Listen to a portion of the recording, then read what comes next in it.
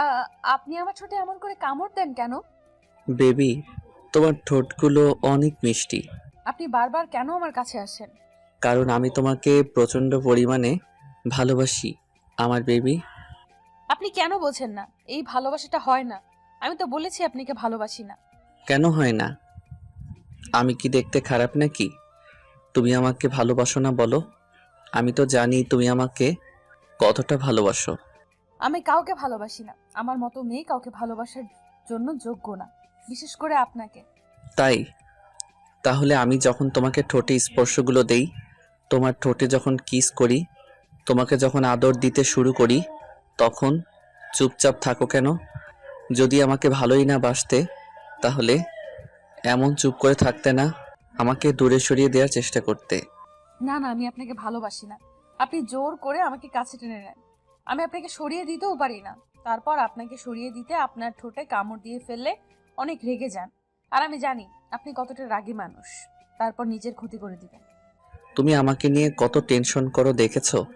আমি যদি একটু রাগ করি কিংবা রেগে গিয়ে তোমার সাথে কথা না বলি, আর কিংবা তুমি আমার ঠোঁটে কামড় দিয়ে দাও, তাতে যদি রাগ করি, কষ্ট পাই, সেটা তোমার জন্য কষ্টের হয়। তাই তুমি আমাকে দূরে সরিয়ে দিতে পারো না, দেখেছো? আর তুমি বলো যে তুমি আমাকে ভালোবাসো না। এটাই ভালোবাসা পাগলি? ভালোবাসলে ভালোবাসার মানুষটার সুখ দুঃখ সবটার দিকে খেয়াল রাখতে হয়। আমি কিসে কষ্ট পাই, কিসে আমার ভালো লাগা, সেটা তুমি খুব ভালো করেই জানো। ওই জন্য তুমি আমাকে দূরে ঠেলে দিতে পারো না, দেখেছো পাগলি? তুমিও আমাকে অনেক ভালোবাসো, তাহলে কেন বলো না? মিথ্যে। আমি তো একটা গরিব ঘরের মেয়ে। আমার জন্য ভালোবাসা নয়। আমি চাইলেও আপনাকে দূরে সরিয়ে দিতে পারবো না। কারণ আপনি এই হসপিটালের মালিকের ছেলে। তাহলে আমি কি করে আপনাকে দূরে সরিয়ে দিব বলেন? সেটা যদি অন্য কেউ হতো তাহলেই তাকে কাছে টেনে নিতে বলো। ছি ছি, আপনি এসব কি বলেন? আমাকে দেখে আপনার অতটা বাজে মেয়ে বলে মনে হয়? আমি গরিব হতে পারি, কিন্তু আমার স্বভাবটা এতটা বাজে নয়। আব্বু আম্মু শিখিয়েছে কার সাথে কেমন বিহেভ করতে হয়। তাছাড়া আপনাকে আমি কেন জানি দূরে সরিয়ে দিতে চাইলেও পারি না। আপনি ততবারই আমার কাছে চলে আসেন। ওইটা তোমার ভালোবাসা বেবি, তুমি কেন বুঝতে পারো না? আর আমি তোমাকে প্রচণ্ড পরিমাণে ভালোবাসি, তুমি সেটা ফিল করতে পারো। হয়তো নিজের অবস্থানের কথা ভেবে আমাকে দূরে সরিয়ে দাও, কিন্তু দেখো তুমি আমাকে অনেক বেশি ভালোবাসো, আমাকে ছাড়া থাকতেই পারবে না। কেন বুঝতে পারো না জান? তোমার এই অবহেলাটা আমি নিতে পারি না, অনেক কষ্ট হয়। না, না, আমি আপনাকে ভালোবাসি না। না কোনো কিছু ফিল করতে চাই। আমার অবস্থানটা ঠিকই আছে। আল্লাহ আমাকে যেখানে রেখেছে অনেক ভালো রেখেছে। আমি চাই না আপনাকে বিয়ে করতে। একটা কথা কি জানেন তো, আমার মতো মেয়ে কাউকে ভালোবাসতে পারে না। কারো ভালোবাসাটা ডিজার্ভ করতে পারে না। আমি ভালোবাসার মতো কোনো মেয়ে নই। আপনি আমার থেকে অনেক ভালো মেয়ে পাবেন। প্লিজ আপনি এগুলো বন্ধ করেন। আর কখনো আমাকে ডিস্টার্ব করবেন না। অনেক কষ্টে আপনাদের হসপিটালে চাকরিটা পেয়েছিলাম। আর আপনি যদি রোজ এমন পাগলামি করতে থাকেন, তাহলে চাকরিটা আমাকে ছেড়ে দিতে হবে। রাগ অভিমান যা দেখানোর আমার উপর দেখাও, ভুলেও এই চাকরি ছাড়ার কথা চেষ্টা করবে না, তাহলে তোমার তো কিছু করতে পারবো না, নিজের ক্ষতি করে ফেলবো পাগলি। কি কি করবেন আপনি? প্লিজ উল্টাপাল্টা কিছু করবেন না। আপনি কিন্তু ভুলভাল কিছু করবেন না প্লিজ। আমি জানি আপনি কতটা রাগী। রাগ অভিমান যা দেখানোর আমার উপর দেখান। আপনি আমাকে মারেন, বকেন, তারপরও নিজের কোনো ক্ষতি করবেন না প্লিজ। না না, আমি তোমার উপর কোনো রাগ দেখাতে পারি না কলিজা। তুমি জানো আমি তোমাকে কতটা ভালোবাসি। তাছাড়া তোমার উপর রাগ দেখাবো কেন? তুমি তো আমার বাবুনি, সোনা, কলিজা, ময়না, টিয়া, তাহলে রাগ দেখাবো কেন? আর আমি জানি তুমি আমাকে কতটা ভালোবাসো। যদি আমি নিজেকে কষ্ট দেওয়ার চেষ্টা করি, তুমি সেটা মেনে নিতে পারবে না, ঠিকই আমাকে বুকে আগলে নিবে, তাই না পাগলি? না, না, এমনটা করবেন না প্লিজ। আমি চাই না আমার জন্য কেউ কষ্ট পাক। আমি বুঝতে পারছি আপনি আমাকে চান না আমি এখানে থাকি, তাই তো? আসলে কি জানেন তো, আব্বু আম্মুকে নিয়ে অনেক কষ্ট হয়। অনেক কষ্টে চাকরিটা পেয়েছিলাম। আপনার আব্বু আমাকে মেয়ের মতো ভালোবাসেন, তাই এখানে পড়ে আছি। আর আপনি যদি এমন করতে থাকেন, তাহলে আব্বু আম্মুকে নিয়ে আমাকে এখান থেকে চলে যেতে হবে। আপনি বলে দিন, তাহলে সেটাই হবে। তুমি আমাকে এমন করে বলতে পারছো? আমি তোমাকে একটাবার বলেছি এখান থেকে চলে যেতে। তুমি যদি এখান থেকে যাও না, তাহলে আমার থেকে খারাপ আর কেউ হবে না। তুমি শুধু এতদিন আমার ভালোবাসাটা দেখেছো বেবি, তুমি জানো না তোমাকে কত ভালোবাসি। তোমাকে ছাড়া একটা দিন কল্পনাও করতে পারি না। ওই জন্যই তো বারবার সব কাজকর্ম ফেলে তোমার কাছে ছুটে আসি। তুমি কেন বোঝো না আমাকে বলো? যবে থেকে তোমাকে ভালোবাসি প্রকাশ করেছি তবে থেকে তুমি আমাকে ইগনোর করতে শুরু করেছো।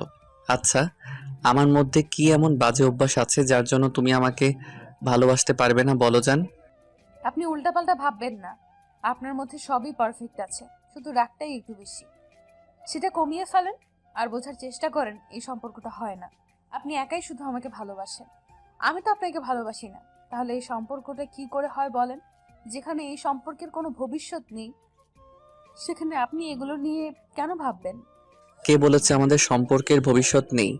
তুমি শুধু শুধু ভয় পাচ্ছ। তুমি ভয় পাচ্ছ যে আমার ফ্যামিলি তোমাকে মেনে নিবে কিনা, তাই তো? ওরা কেউ আমাদের মাঝে বাধা হবে না। তুমি না বললে আব্বু তোমাকে অনেক পছন্দ করে। দেখো, ছেলের বউ হিসেবেও মেনে নিবে। আর আমি কি এত বেশি ভুল করেছি তোমাকে ভালোবেসে বলো, যার জন্য তুমি আমাকে একটু ভালোবাসতে পারবে না? ওই, আর কত কষ্ট দিবা বলো? সে একটা বছর যাবৎ তুমি আমাকে কষ্ট দিয়ে আসছো। এখন তো তুমি আমাকে ভালোবাসো। আমি তো ভেবেছিলাম তুমি আমাকে কখনো ভালোবাসবে না, কিন্তু এখন এত বেশি ভালোবাসো যে আবার থেকে দূরে সরে থাকতে পারো না। আমি যখনই তোমার থেকে দূরে থাকি তুমি মন খারাপ করে থাকো। তুমি বোঝো না কেন এটা আমাকে কাছে পাওয়ার তীব্র আকাঙ্ক্ষা? আমি কিছু বুঝি না আর বুঝতেও চাই না। আপনিও উল্টো বোঝেন না। আপনাকে আমি বারবার বলে বোঝাতে পারছি না এই ভালোবাসাটা হওয়া সম্ভব না। আপনি কেন বুঝতে চাইছেন না বলেন? কি করলে আপনি আমার থেকে দূরে সরে যাবেন? তোমার থেকে দূরে সরে গেলে, তোমার কাছে না আসলে, তোমাকে আমার ঠোঁটে স্পর্শগুলো না দেই, যদি তোমার ঠোঁটে আমি আদর না দেই, তুমি থাকতে পারবে? ঈশানের কথাতে নীলাশা চুপচাপ মাথা নিচু করে রাখলো। তখন ঈশান ওর মুখের পাশে হাত রেখে ওর কপালে আলতো করে একটা ভালোবাসার পরশ দিতে খেয়াল করলো নীলাশার ঠোঁট জোড়া কাঁপছে। তখন ঈশান আর দেরি না করে ওর ঠোঁটের সাথে নীলাশার ঠোঁট জোড়া মিলিয়ে দিল। সাথে সাথে নীলাশা কেমন পাথরের মতো শক্ত হয়ে গেল।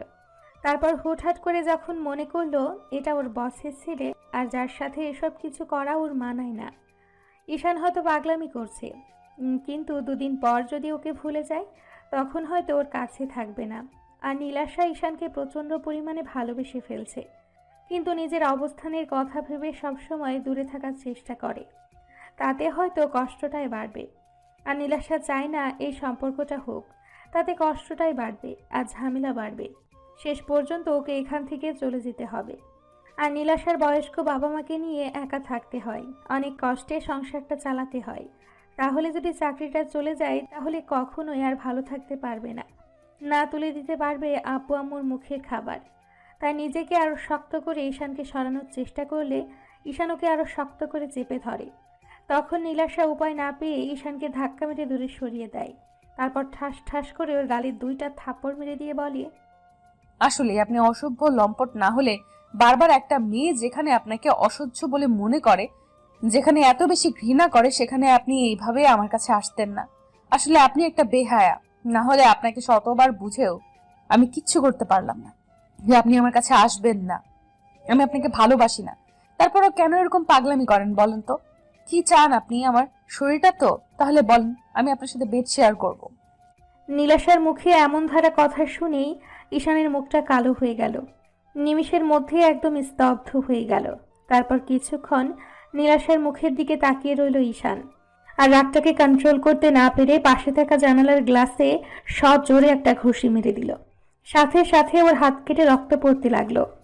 নীলাশা ঈশানের দিকে যেতে গেলে ও হাতের ইশারায় থামিয়ে দিয়ে রাগী কণ্ঠে বলতে লাগলো, একদম আসবে না। এত ভালোবাসার পরেও যে বুঝতে পারে না তাকে আর ভালোবাসাটা বোঝানোর কোনো ইচ্ছা নেই। আমি না লম্পট দুশ্চরিত্র। আসলে কি বলো তো, সত্যিকারে ভালোবাসতে নেই কখনো। কি করব বলো, তোমার চোখের মায়ায় পড়ে গিয়েছিলাম। তোমার মনটাকে ভালোবেসেছিলাম। তোমার এই সুন্দর ব্যবহারে প্রেমে পড়ে গেছিলাম। বোঝাতে পারলাম না কতটা ভালোবাসি।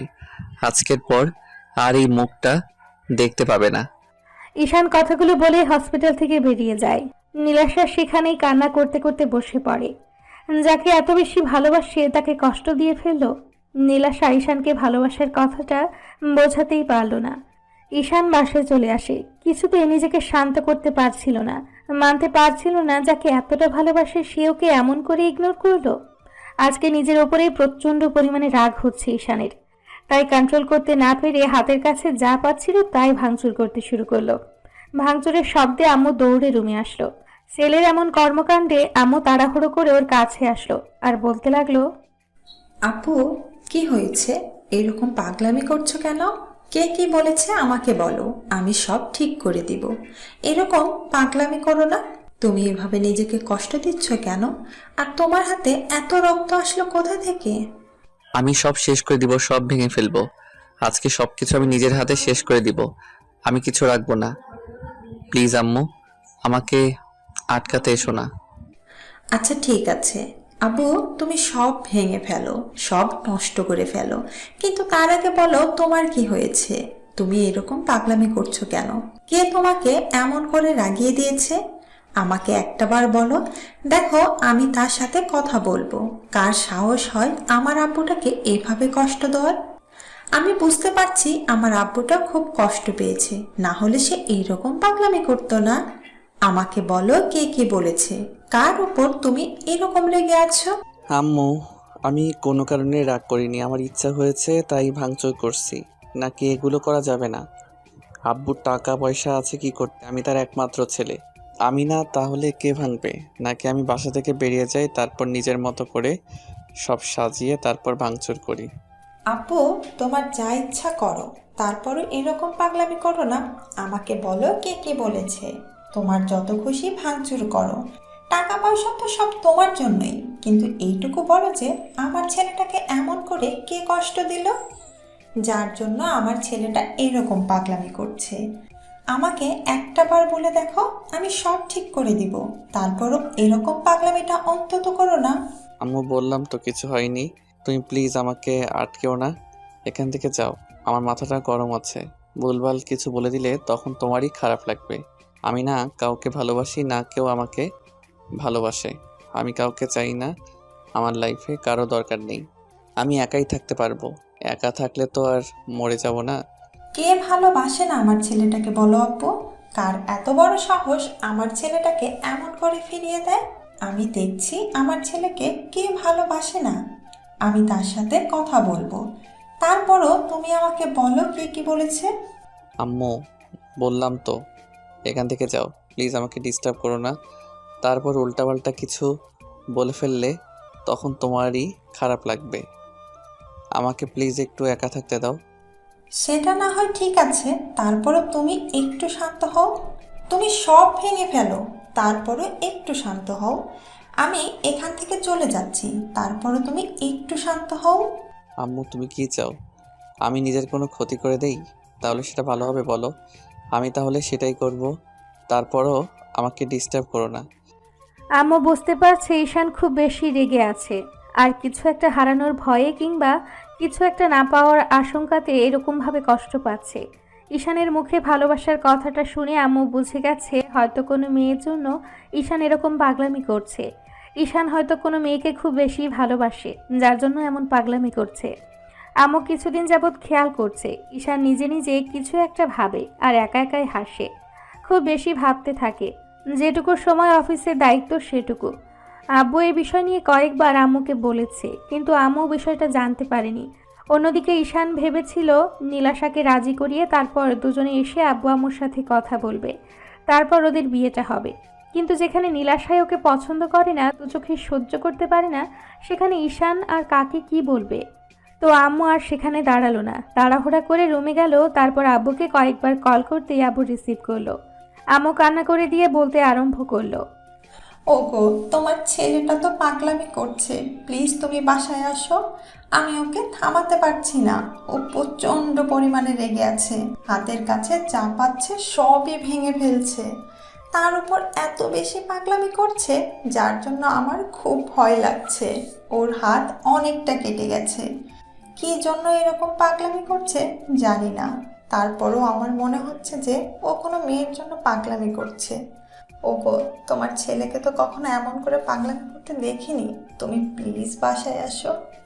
কি বলো? এরকম পাগলামি কখন থেকে করছে? তাছাড়া তুমি ওকে একটু শান্ত করতে পারছো না? তুমি এর আম্মু হয়ে ওর কাছে যেতে পারছো না? তাহলে আমি কি করে পারবো বলো?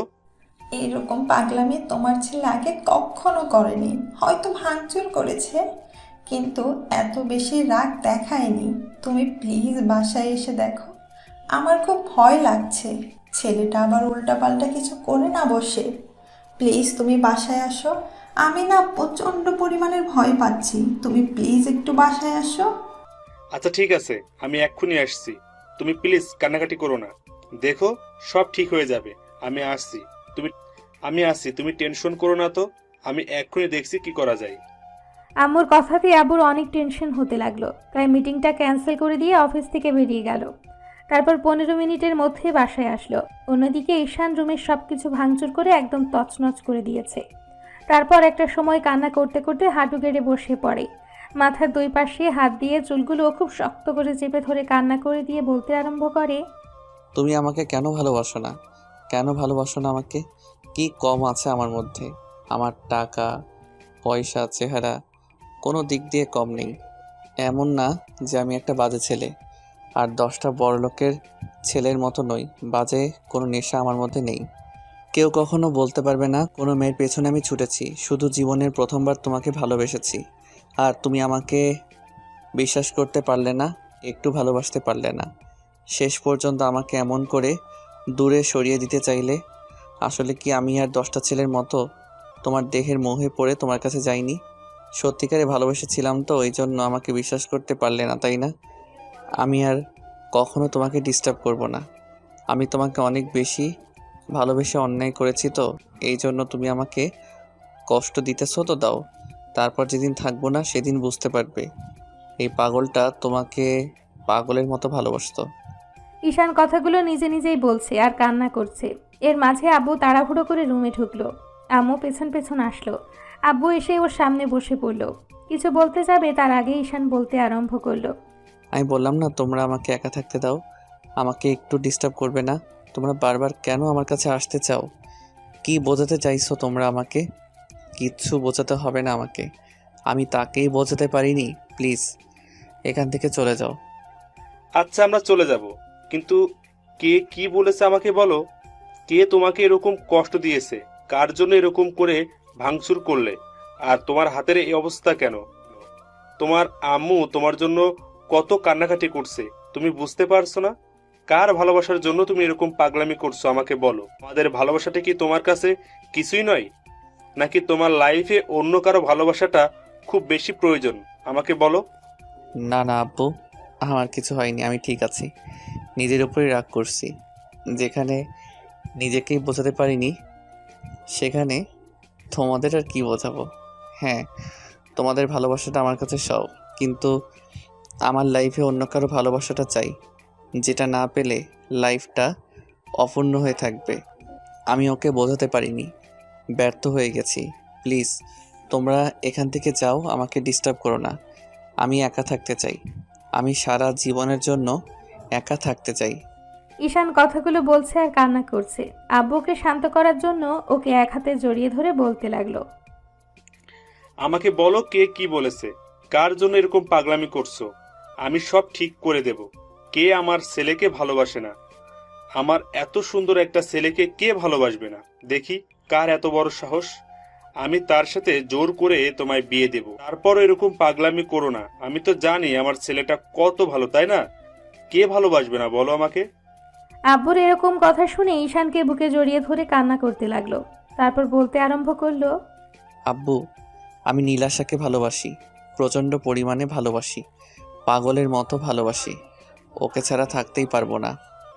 প্রচণ্ড পরিমাণে কষ্ট হবে, হয়তো মরে যাব।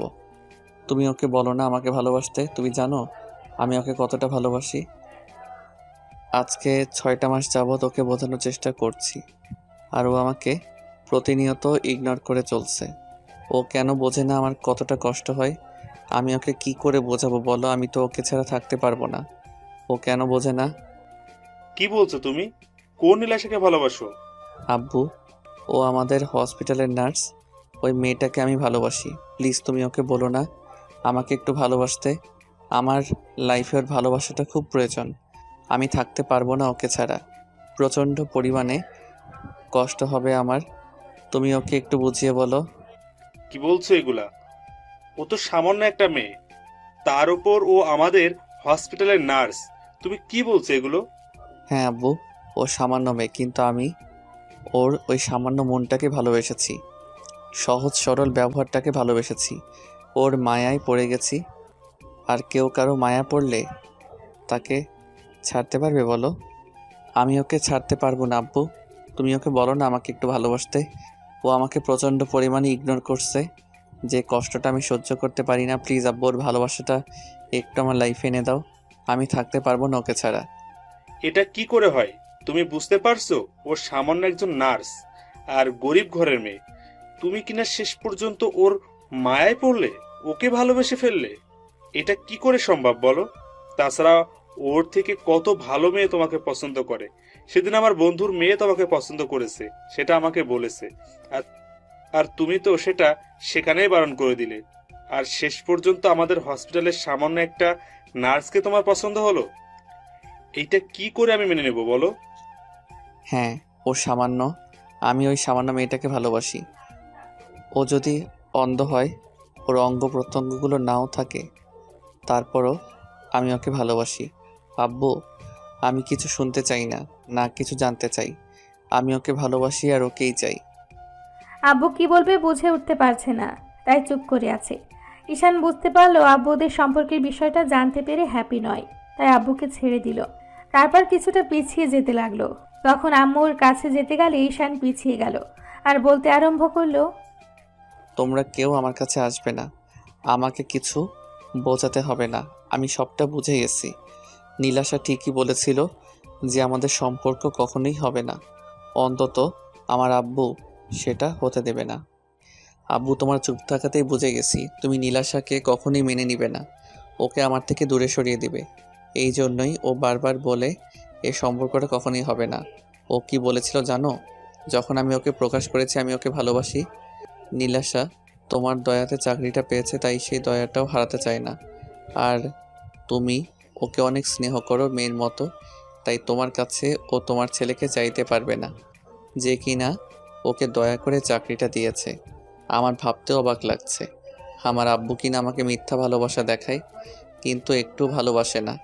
সামান্য শুধু গরিব আর ধনীর ব্যবধানের কারণে আমার ভালোবাসাটাকে আমার আব্বু মেনে নিবে না। তোমরা চলে যাও, আমার কাউকে দরকার নেই। যেখানে নীলাশা আমাকে বুঝতে পারেনি এত ভালোবাসার পরেও, সেখানে তোমরা বুঝবে কি করে? তোমরা তো রঙিন চশমা পরে আছো, টাকা পয়সা তোমার কাছে সবচেয়ে বড়। থাকো তুমি তোমার টাকা নিয়ে। আজকের পর থেকে তুমি শুধু আমার পাল্টে যাওয়াটা দেখবে। আমি এমনভাবেই নিজেকে চেঞ্জ করব যেটা তোমরা কল্পনাও করতে পারবে না। আর ও আমাকে ভালোবাসে না, আমি ওকে বোঝাতে পারিনি এতদিনেও ওকে কতটা ভালোবাসি। ঈশান কথাগুলো বলে আবারও জানালার গ্লাসে সজোরে কয়েকটা ঘুষি মেরে দিল। সাথে সাথে কাটা জায়গা থেকে আরো রক্ত পড়তে আরম্ভ করলো। আম্মু কান্না করে দিয়ে দৌড়ে ঈশানের কাছে যেতে গেলে ও বলল, একদম কেউ আমার কাছে আসার চেষ্টা করবে না। আমি কাউকে ভালোবাসি না, না আমাকে কেউ ভালোবাসে। আমার প্রতি তোমাদের মিথ্যে মায়া দেখাতে হবে না। তুমি আব্বুর মতো ইগো নিয়ে বসে থাকো, আমার কাউকেই চাই না। আমি নিজেকে তিলে তিলে শেষ করে দিব, তখন তোমরা ভালো থাকো। একদম আমার কাছে আসার চেষ্টা করবে না, তাহলে কিন্তু আমি আমাকে নিজেকে শেষ করে দিব। আব্বু প্লিজ পাগলামি করো না।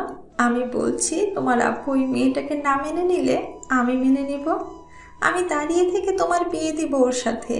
তারপরও তুমি পাগলামি করো না। আম্মুর কথাটা একটু রাখো। তুমি তো জানো তোমার আম্মু তোমাকে কতটা ভালোবাসে। তোমার কষ্ট হলে আমি সেটা সহ্য করতে পারি না আব্বু। প্লিজ একটু কথা শোনো, আমাকে একটু কাছে যেতে দাও। না না, কেউ আমার কাছে আসবে না। তোমাদের কারো ভালোবাসার আমার দরকার নেই। আমি আজকে অনেক ভালোভাবে বুঝে গেছি তোমরা আমাকে কতটা ভালোবাসো, যার জন্য আমার ভালোবাসাটাকে মেনে নিতে পারছো না। আর আব্বু, আজকে থেকে তুমি শুধু তোমার ছেলের বাজে চেহারাটাই দেখতে পাবে। ঈশান কথাগুলো বলে ওয়াশরুমে ঢুকে দরজা লাগিয়ে দিল। তারপর শাওয়ারটা ছেড়ে দিয়ে ভিজতে লাগলো আর চিৎকার করে কাঁদতে লাগলো। আব্বু আর আম্মু দুজনে দরজা ধাক্কা দিতে লাগলো আর আব্বু বলতে লাগলো, ঈশান, আমার কথা শোনো। দেখো, ওর থেকে ভালো মেয়ের সাথে আমি তোমার বিয়ে দেব। দেখো, ওর থেকে সুন্দর মেয়ে তোমার লাইফে আমি এনে দেব, যে কিনা তোমাকে ওর থেকেও বেশি ভালোবাসবে। আর ওই মেয়েটা তো বলেই দিয়েছে ও তোমাকে ভালোবাসে না। তাহলে তুমি কেন পাগলামি করছো? কথাটা শোনো, আমি কি তোমার খারাপ চাইবে বলো? আমি সব সময় তোমার ভালো চাই। তাহলে কেন এরকম পাগলামি করছো? আমাকে একটু সময় দাও, আমি ওর থেকে ভালো মেয়ে তোমার জন্য এনে দিব। ওর থেকে ভালো মেয়ের আমার দরকার নেই, আমার ওকেই চাই। যেখানে আমি নীলাশাকে বোঝাতে পারিনি, সেখানে তোমাদের কি করে বোঝাবো? আমার আর কারো কথা শুনতে হবে না। আমি বুঝে গেছি তোমরা আমাকে কতটুকু ভালোবাসো। ও আমাকে ভালোবাসে না তো? তোমরা সবাই শুধু আমার বদলে যাওয়াটা দেখবে। আমি যে বুকে ওর জন্য ভালোবাসা জন্ম দিতে পারি, সেই বুকে ওর জন্য প্রচণ্ড পরিমাণে অবহেলা আর ঘৃণাটাও জন্ম দিতে পারি। ও আজকে থেকে আমার পাল্টে যাওয়াটা দেখবে। আমি ওকে কত বেশি ইগনোর করতে পারি। ঈশান কথাগুলো বলে কান্না করতে করতে ফ্লোরে বসে পড়ল। আর আব্বু আম্মু অনেকক্ষণ যাবত ওকে ডাকাডাকি করলো। আম্মু কান্না করতে করতে রুম থেকে বেরিয়ে গেল। আব্বু ডাকাডাকি করেও যখন কোনো রেসপন্স এলো না, তখন হতাশ হয়ে রুম থেকে বেরিয়ে গেল। আম্মু কান্না করছে, তাই আব্বু তাকে বলতে লাগলো, আমার কথা শোনো, সব ঠিক হয়ে যাবে। ওই মেয়েটার জন্য দুদিন পাগলামি করবে, তারপর সবই ঠিক হয়ে যাবে। একটু বোঝার চেষ্টা করো, তোমার ছেলেটা এরকমই, যে জিনিসটা খুব করে চাই সে জিনিসটার জন্য পাগলামি করে।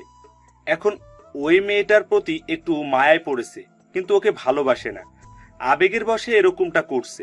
দেখো, সব ঠিক হয়ে যাবে। হ্যাঁ, আমার ছেলেটা তো এখনো ছোট আছে, যার জন্য আবেগের বশে এরকম করছে। আসলে কি বলতো, আমাদের ভালোবাসার কোনো মূল্য তোমার কাছে নেই। তোমার কাছে নাম, যশ, প্রতিপত্তি, টাকা পয়সা, এগুলো সব কিছু, তাই না? একটা সময় দেখবে তোমার জন্য আমার ছেলেটা শেষ হয়ে যাবে, তারপরও তুমি বুঝতে পারবে আমার ছেলেটা ওই মেয়েটাকে কতটা ভালোবাসতো। এই মেয়েটা কি এমন অন্যায় করেছে? আর আমার ছেলেটা বলো, যার জন্য তুমি ওর ওপর খালি দায়িত্বের বোঝাটাই চাপিয়ে দাও। ছোটবেলা থেকে ওর নিজের কোনো ইচ্ছা আমরা পূরণ করতে পারি না। তুমি ওকে যেটা বলো সেটাই শুনতে হয়। আর তুমি বলো ওর কোনো ইচ্ছা অপূর্ণ রাখনি, যার জন্য আমার ছেলেটা ভেতর থেকে ভেঙে যাচ্ছে। ছেলেটার বোঝার বয়স হতেই বিদেশে পাঠিয়ে দিলে, তারপর যখন দেশে ফিরে আসলো তখন একটা মেয়েকে ভালোবাসলো, আর তুমি তাকে ওর লাইফ থেকে ফিরিয়ে দিচ্ছ। একটা সময় তুমি বুঝতে পারবে তুমি কত বড় ভুল করেছো, তখন হয়তো আমার ছেলেটাই ফুরিয়ে যাবে। শাইলা, আমার কথা শোনো, দেখো কিছু হবে না। তোমার ছেলে পাগলামি করছে, একটা সময় পাগলামিটা থাকবে না, তারপর দেখো সব আবার স্বাভাবিক হয়ে যাবে। হ্যাঁ হ্যাঁ হ্যাঁ, আমার ছেলে পাগলামি করে, আর আমিও একটা পাগল, যার জন্য এরকম পাগল ছেলের জন্ম দিয়েছি। তুমি আর কিছু বোঝাতে আসবে না আমাদের। আমার ছেলেটার যদি কিছু হয় না, আমি সারা জীবনের জন্য তোমার থেকে দূরে চলে যাব। তুমি যেখানে নিজেই ভালোবেসে বিয়ে করেছিলে, সেখানে আমার ছেলের ভালোবাসাটা কি তোমার মেনে নিতে কি সমস্যা? তুমি বুঝতে পারছো না, ওই মেয়েটা একটা সাধারণ ঘরের মেয়ে, গরিব ঘরের মেয়ে। ওকে আমার ছেলের পাশে দাঁড় করিয়ে আমি কি করে মানুষকে বলবো যে একটা নার্স আমার ছেলের বউ? আমি কি করে মানুষের সামনে মুখ দেখাবো বলো? বাহ, শেষ পর্যন্ত এরকম একটা কথা তুমি বলতে পারলে। ও গরিব বলে কি মানুষ না? তুমিও তো আমাকে গরিব ঘর থেকেই তুলে এনে বিয়ে করেছিলে। আমার আব্বুকে কি বলেছিলে? আমাকে যদি তোমার সাথে বিয়ে না দেয় তাহলে তুলে নিয়ে গিয়ে বিয়ে করবে। আর সেখানে শেষ পর্যন্ত কিনা একটা গরিব ঘরের মেয়েকে তোমার ছেলে ভালোবেসেছে বলে আজকে তুমি এমন করে তাকে দূরে সরিয়ে দিচ্ছ। তোমার কারণে একটা সময় আমার ছেলেটা শেষ হয়ে যাবে, আর সেই দিনই আমার শেষ দিন হবে, বলে দিলাম। ঈশানের আম্মু কথাগুলো বলে রুম থেকে বেরিয়ে গেল কান্না করতে করতে। ঈশানের আব্বু কি করবে বুঝে উঠতে পারছে না, চুপচাপ রইল। অন্যদিকে ঈশান চলে আসার পর নীলাশা হাউমাউ করে কান্না করে দিয়ে হাঁটু গেড়ে বসে পড়ে। তারপর মুখে হাত দিয়ে বলতে আরম্ভ করে, এটা আমি কি করলাম? যে মানুষটা আমাকে এত বেশি ভালোবাসে, আমার জন্য এত পাগলামি করে, আজকে 6টা মাস যাবত আমাকে ভালোবাসার কথা বলেছে, আমাকে শুধু বোঝানোর জন্য বারবার নিজের কাছে টেনে নিয়েছে। সুযোগ পাওয়া সত্ত্বেও আমার গায়ে এমন করে টাচ করেনি, যার জন্য আমার কাছে মনে হয়েছে উনি আমার দিকে খারাপ নজরে তাকায়। আমাকে হয়তো ভালোবাসার স্পর্শ দিয়েছে, কিন্তু এমন কোনো বাজেভাবে স্পর্শ করেনি যার জন্য আমি ওনাকে এমন করে আঘাত করলাম। কি করে পারলাম আমি ওনাকে এইভাবে সরিয়ে দিতে? ছি, আমি আমার ভালোবাসাটাকে ধরে রাখতে পারলাম না। আপনি আমাকে মাফ করে দিবেন প্লিজ। আপনি এমন করে নিজেকে কষ্ট দিবেন না। আপনার নিঃস্বার্থ ভালোবাসার কাছে আমাকে হেরে যেতে হয়েছে, তারপরও আমি আপনাকে কাছে টেনে নিতে পারিনি। প্লিজ আমাকে মাফ করে দেন। আমি আপনার ভালোবাসাটার প্রতিদান দিতে পারলাম না। আমি এমন একটা পরিস্থিতির মধ্যে আছি যেখানে আমার ভালোবাসাটার কোনো মূল্যই নেই। আপনারা কি ভাবছেন? বলা নেই কওয়া নেই হুটহাট কি হচ্ছে এসব? ঈশান আর নীলাশার কথাতে হয়তো সেটা একটু হলেও বুঝতে পেরেছেন। নীলাশা ঈশানদের হসপিটালের সাধারণ একজন নার্স। ঈশান যেদিন নীলাশাকে প্রথম দেখেছিল সেদিনই ওর প্রেমে পড়ে গেছিল। বাইকে ছোটখাটো একটা অ্যাক্সিডেন্টে পড়ে হাতটা অনেকটা ছিলে যায়। তারপর ব্যান্ডেজ করার জন্য ওদেরই হসপিটালে আসে। এর আগে ঈশান কখনোই বলেনি ওইটা ওদের হসপিটাল, কিংবা ওইখানে গিয়ে কোনোভাবে নিজেকে প্রেজেন্ট করেনি। ঈশান হসপিটালে আসার পর একটা নার্স এসে ওর হাতে ব্যান্ডেজ করতে আরম্ভ করেছিল। আর হুটহাট করে কেউ একজন এসে ঈশানের হাতটা ব্যান্ডেজ করতে থাকে। তখন ঈশানও মেয়েটার দিকে অপলক নয়নে তাকিয়েছিল। ও ভাবতেও পারেনি একটা মেয়ে এত সুন্দর হতে পারে। মেয়েটার মুখে একটা মায়া মায়া ভাব আছে। ঈশান সেদিন ড্যাব ড্যাব করে নীলাশার দিকে তাকিয়েছিল। তারপর ব্যান্ডেজ করা হয়ে গেলে নীলাশাও ঈশানের মুখের দিকে এক ধ্যানে তাকিয়েছিল। তারপর একটা সময় বেশ খানিকটা লজ্জা পেয়ে বলেছিল, এভাবে তাকিয়ে না থেকে এখন হাতের দিকে তাকান, দেখুন সব ঠিক হয়ে গেছে। এখন একটা ইঞ্জেকশন পুশ করলেই সব ঠিক হয়ে যাবে। না না, আমি কোনো ইনজেকশন নিতে পারবো না। আমার ওগুলোর কোনো দরকার নেই, আমি এমনিতেই ঠিক আছি। কেন ইঞ্জেকশন নিতে পারবেন না কেন? বুঝতে পেরেছি, বাচ্চাদের মতো ভয় পাওয়ার কি আছে? হ্যাঁ, এই সামান্য বিষয় নিয়ে এত বেশি ভয় পান কেন? এত বড় দামড়া ছেলে ইঞ্জেকশন দেখলে হাত পা ছুটতে থাকেন কেন? হ্যাঁ, সাধারণ বিষয় এত বড় একটা সূচ ফোটালে ভয় লাগবে না বলেন? ভালো জায়গাটাকে ফুটো করে কিসব উল্টাপাল্টা জিনিস শরীরে ঢুকিয়ে দেন। এসবে কোনো প্রয়োজন নেই। আমার শরীর এমনিতে ফিট ফাইন আছে, তাই সুস্থ শরীর ব্যস্ত করার কোনো দরকার নেই। আমাকে এভাবে টর্চার করবেন না তো। কিছু হবে না, চুপ করে বসুন এখানে, দেখুন সব ঠিক হয়ে যাবে। তো ঈশান চলে আসতে গেলে তখন ঈশানের বন্ধুরা আবার ওকে জোর করে সেখানে বসিয়ে দেয়। তারপর নীলাশা একটা ইঞ্জেকশন এনে ঈশানের হাতে পুশ করে দিতে ঈশান চিৎকার করে ওঠে আর বাচ্চাদের মতো ফুপিয়ে কান্না করে দিয়ে নীলাশাকে জড়িয়ে ধরেছিল। ঈশানের ওরকম একটা কর্মকাণ্ডে নীলাশা হতবাক হয়ে গেছিল। ওর শরীরের মধ্যে বিদ্যুৎ খেলে গেছিল। তারপর যখন ঈশান বুঝতে পেরেছিল নার্স মেয়েটাকে জড়িয়ে ধরেছে, তখন খেয়াল করে মেয়েটা বেশ লজ্জায় সরে গেছে। ঈশান ওই দিন যে কাণ্ড ঘটিয়েছিল সেটা কখনোই কেউ ভুলতে পারছিল না। নীলাশাকে দেখতে প্রচণ্ড পরিমাণে মায়াবী ছিল, তাই ঈশান বারবার হসপিটালে আসতো। আর নীলাশাও বুঝতে পেরেছিল হয়তো ছেলেটা ওকে পছন্দ করে আর ভালোবেসে ফেলেছে, যার জন্য ওর থেকে দূরে সরে থাকার চেষ্টা করছিল। আর ততদিনে ঈশানের আব্বু ওকে হসপিটালের সবার সামনে পরিচয় করিয়ে দিয়েছিল। তারপর ঈশানের রোজ হসপিটালে আসে আর নীলাশাকে মনের কথাগুলো বোঝানোর চেষ্টা করে। তাই প্রতিনিয়ত নীলাশার কাছে আসার চেষ্টা করে। তারপরও যখন নীলাশা দূরে সরে যাচ্ছিল তখন ঈশান ওকে প্রপোজ করে বসে। তখন ও বলে, দেখেন, আমার দ্বারা আপনাকে ভালোবাসাটা সম্ভব না। আপনি অনেক বড় লোকের ছেলে, আপনার মুখে এসব ভালোবাসার কথা মানায় না। তার উপর আমার মতো একটা শরীরের জন্য তো নয়ই। শুধু শুধু এসব কথা বলে নিজেকে একটা হাসির পাত্র বানাবেন না। দেখো, আমি সত্যি তোমাকে ভালোবাসি, তুমি কেন বুঝতে চাইছো না? তাছাড়া বড়লোকের ছেলেরা কি ভালোবাসতে পারে না? নাকি আমাদের মন বলতে কিছু নেই? তুমি হয়তো আমাকে বড়লোকের আর 10টা ছেলের মতো ভাবছো। আমি তোমাকে ভালোবেসে নিজের কাছে টেনে নিয়ে নিজের প্রয়োজনটা মিটিয়ে তারপর দূরে সরিয়ে দেব, তেমনটা কখনোই হবে না। আপনি আমার সম্পর্কে জানেন না, তাই আপনার এই ভালোবাসাটা উপচে উপচে পড়ছে। যখন জানতে পারবেন তখন আপনার এই ভালোবাসাটা থাকবে না। তাই বলছি, আপনি এখনই এখান থেকে চলে যান। আপনাকে আর ভালোবাসা দেখাতে হবে না। আর আপনি জানেন না, আমি একটা গরিব পরিবারের মেয়ে। আপনি যদি আমার সম্পর্কে জানতেন তাহলে কখনোই এই ভালোবাসার কথাটা আমাকে বলতে পারতেন না। তুমি কেমন কি আমি সেটা জানতে চাইনি। তুমি কোন পরিবারের থেকে এসেছো, তোমার ব্যাকগ্রাউন্ড কি, কয়টা ছেলের সাথে রিলেশন করেছো, আমি কি এসব নিয়ে ইন্টারভিউ দিতে বলেছি? আমি তোমাকে ভালোবাসি সেটা জানিয়ে দিলাম। আর তুমি যে আমার থেকে সিনিয়র আমিও সেটাও জানি। তাই আমি আরও কিছু জানতে চাই না। তুমি আমাকে ভালোবাসবে তুমি সময় নাও, যত পারো সময় নাও, আর আমার সম্পর্কে জেনে নাও। আমি বিদেশ থেকে পড়ালেখা করে এসেছি, আর দরকার পড়লে তুমি আমার বন্ধুর থেকে জেনে নিও। কালকে আমি ওকে পাঠিয়ে দিব, ও সবটা বলে দিবে। কিন্তু আর কোনো কথা নয়, আমি যেটা বলেছি সেটাই হবে। আমাকে তোমার ভালোবাসতেই হবে, না মানলে জোর করে উঠে নিয়ে গিয়ে বিয়ে করব। সেটা কি খুব ভালো হবে? তার থেকে সহজে বলে দাও আমাকে ভালোবাসো। ঈশান এরকম ধারা পাগলামিতে নীলাশা সেদিন ভেবেছিল হয়তো এই ছেলেটা দুদিন পরে ওকে ভুলে যাবে, কিন্তু দিন যতই যাচ্ছিল ঈশানের পাগলামিটা বেড়েই চলছিল।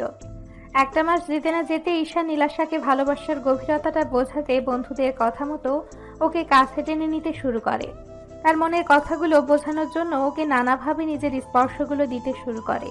প্রথম প্রথম নীলাশার অস্বস্তি লাগলেও বুঝতে পেরেছিল যে ছেলেটা ওকে সত্যিই ভালোবাসে, যার জন্য ওকে বারবার কাছে টেনে নেয়। নীলাশা মুখে না বললেও ঈশানের স্পর্শগুলো ও মন থেকে উপভোগ করত।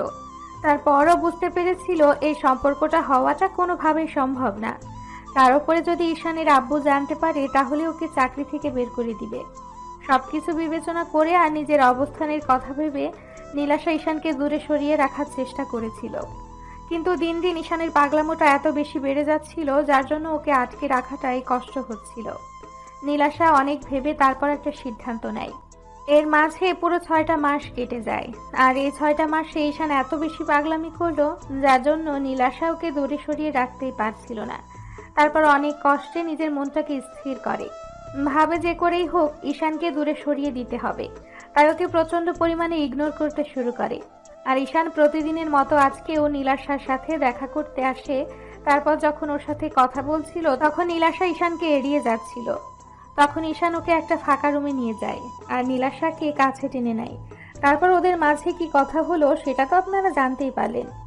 ঈশানের সাথে এমন একটা সিন ক্রিয়েট করে নীলাশা হসপিটালে থাকতে পারলো না, কান্না করতে করতে বাসায় চলে গেল। তারপর সারাটা দিন রুম থেকে বেরোলো না। অন্যদিকে ঈশান 2 ঘন্টা যাবৎ শাওয়ার নিয়ে চোখের অশ্রুগুলো শাওয়ারের সাথে এক করে দিল। তারপর ওয়াশরুম থেকে বেরিয়ে আসলো।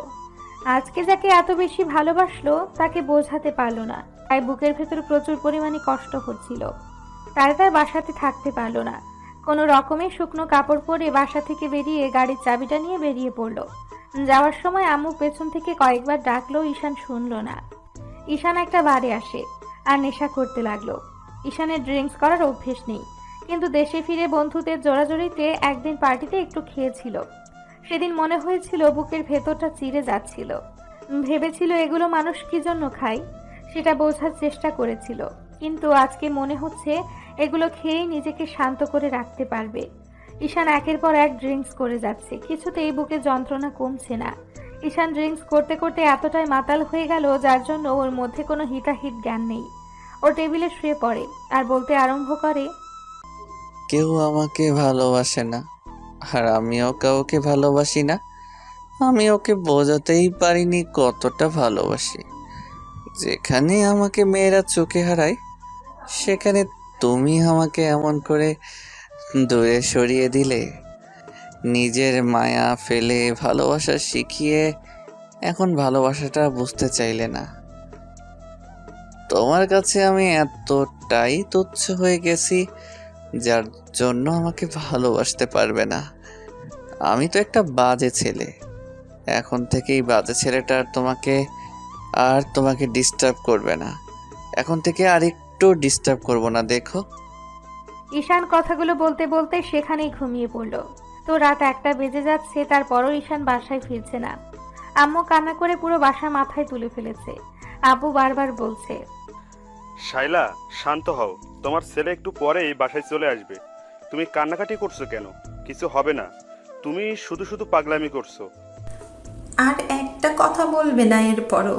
তোমার মুখ দিয়ে কথা বেরোচ্ছে, এত কিছুর পরও তুমি নিজেকে স্বাভাবিক রাখতে পারছো? আমার ভাবতে অবাক লাগছে তুমি কি না এরকমভাবে নিজেকে স্বাভাবিক রাখতে পারছো। আসলে ছেলেটা তো আর তোমার একার নয়, আমারও। এই জন্য আমি নিজেকে কিছুতেই স্বাভাবিক রাখতে পারি না। আম্মুর কথায় উত্তর দেবার মতো আব্বুর কাছে কোনো উত্তর নেই। এটা ঠিক যে উনি শুধু স্ট্যাটাসের কথা ভেবে নীলাশাকে ওনার ছেলের থেকে দূরে সরিয়ে রাখছে। তো আম্মু অনেকক্ষণ যাবৎ কান্না করলো। তারপরও যখন আব্বু চুপ করে রইল, তখন আম্মু ঈশানের বন্ধু রাজকে কল করলো। তারপর কান্না করে সবটা বলল।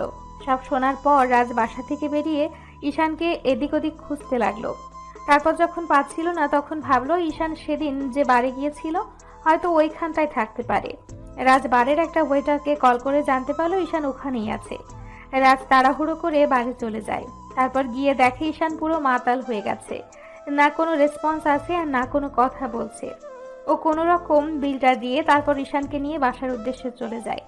৮ ঘন্টা পর বাসায় পৌঁছে কলিং বেল দিলে আম্মু দরজা খুলে দেয়।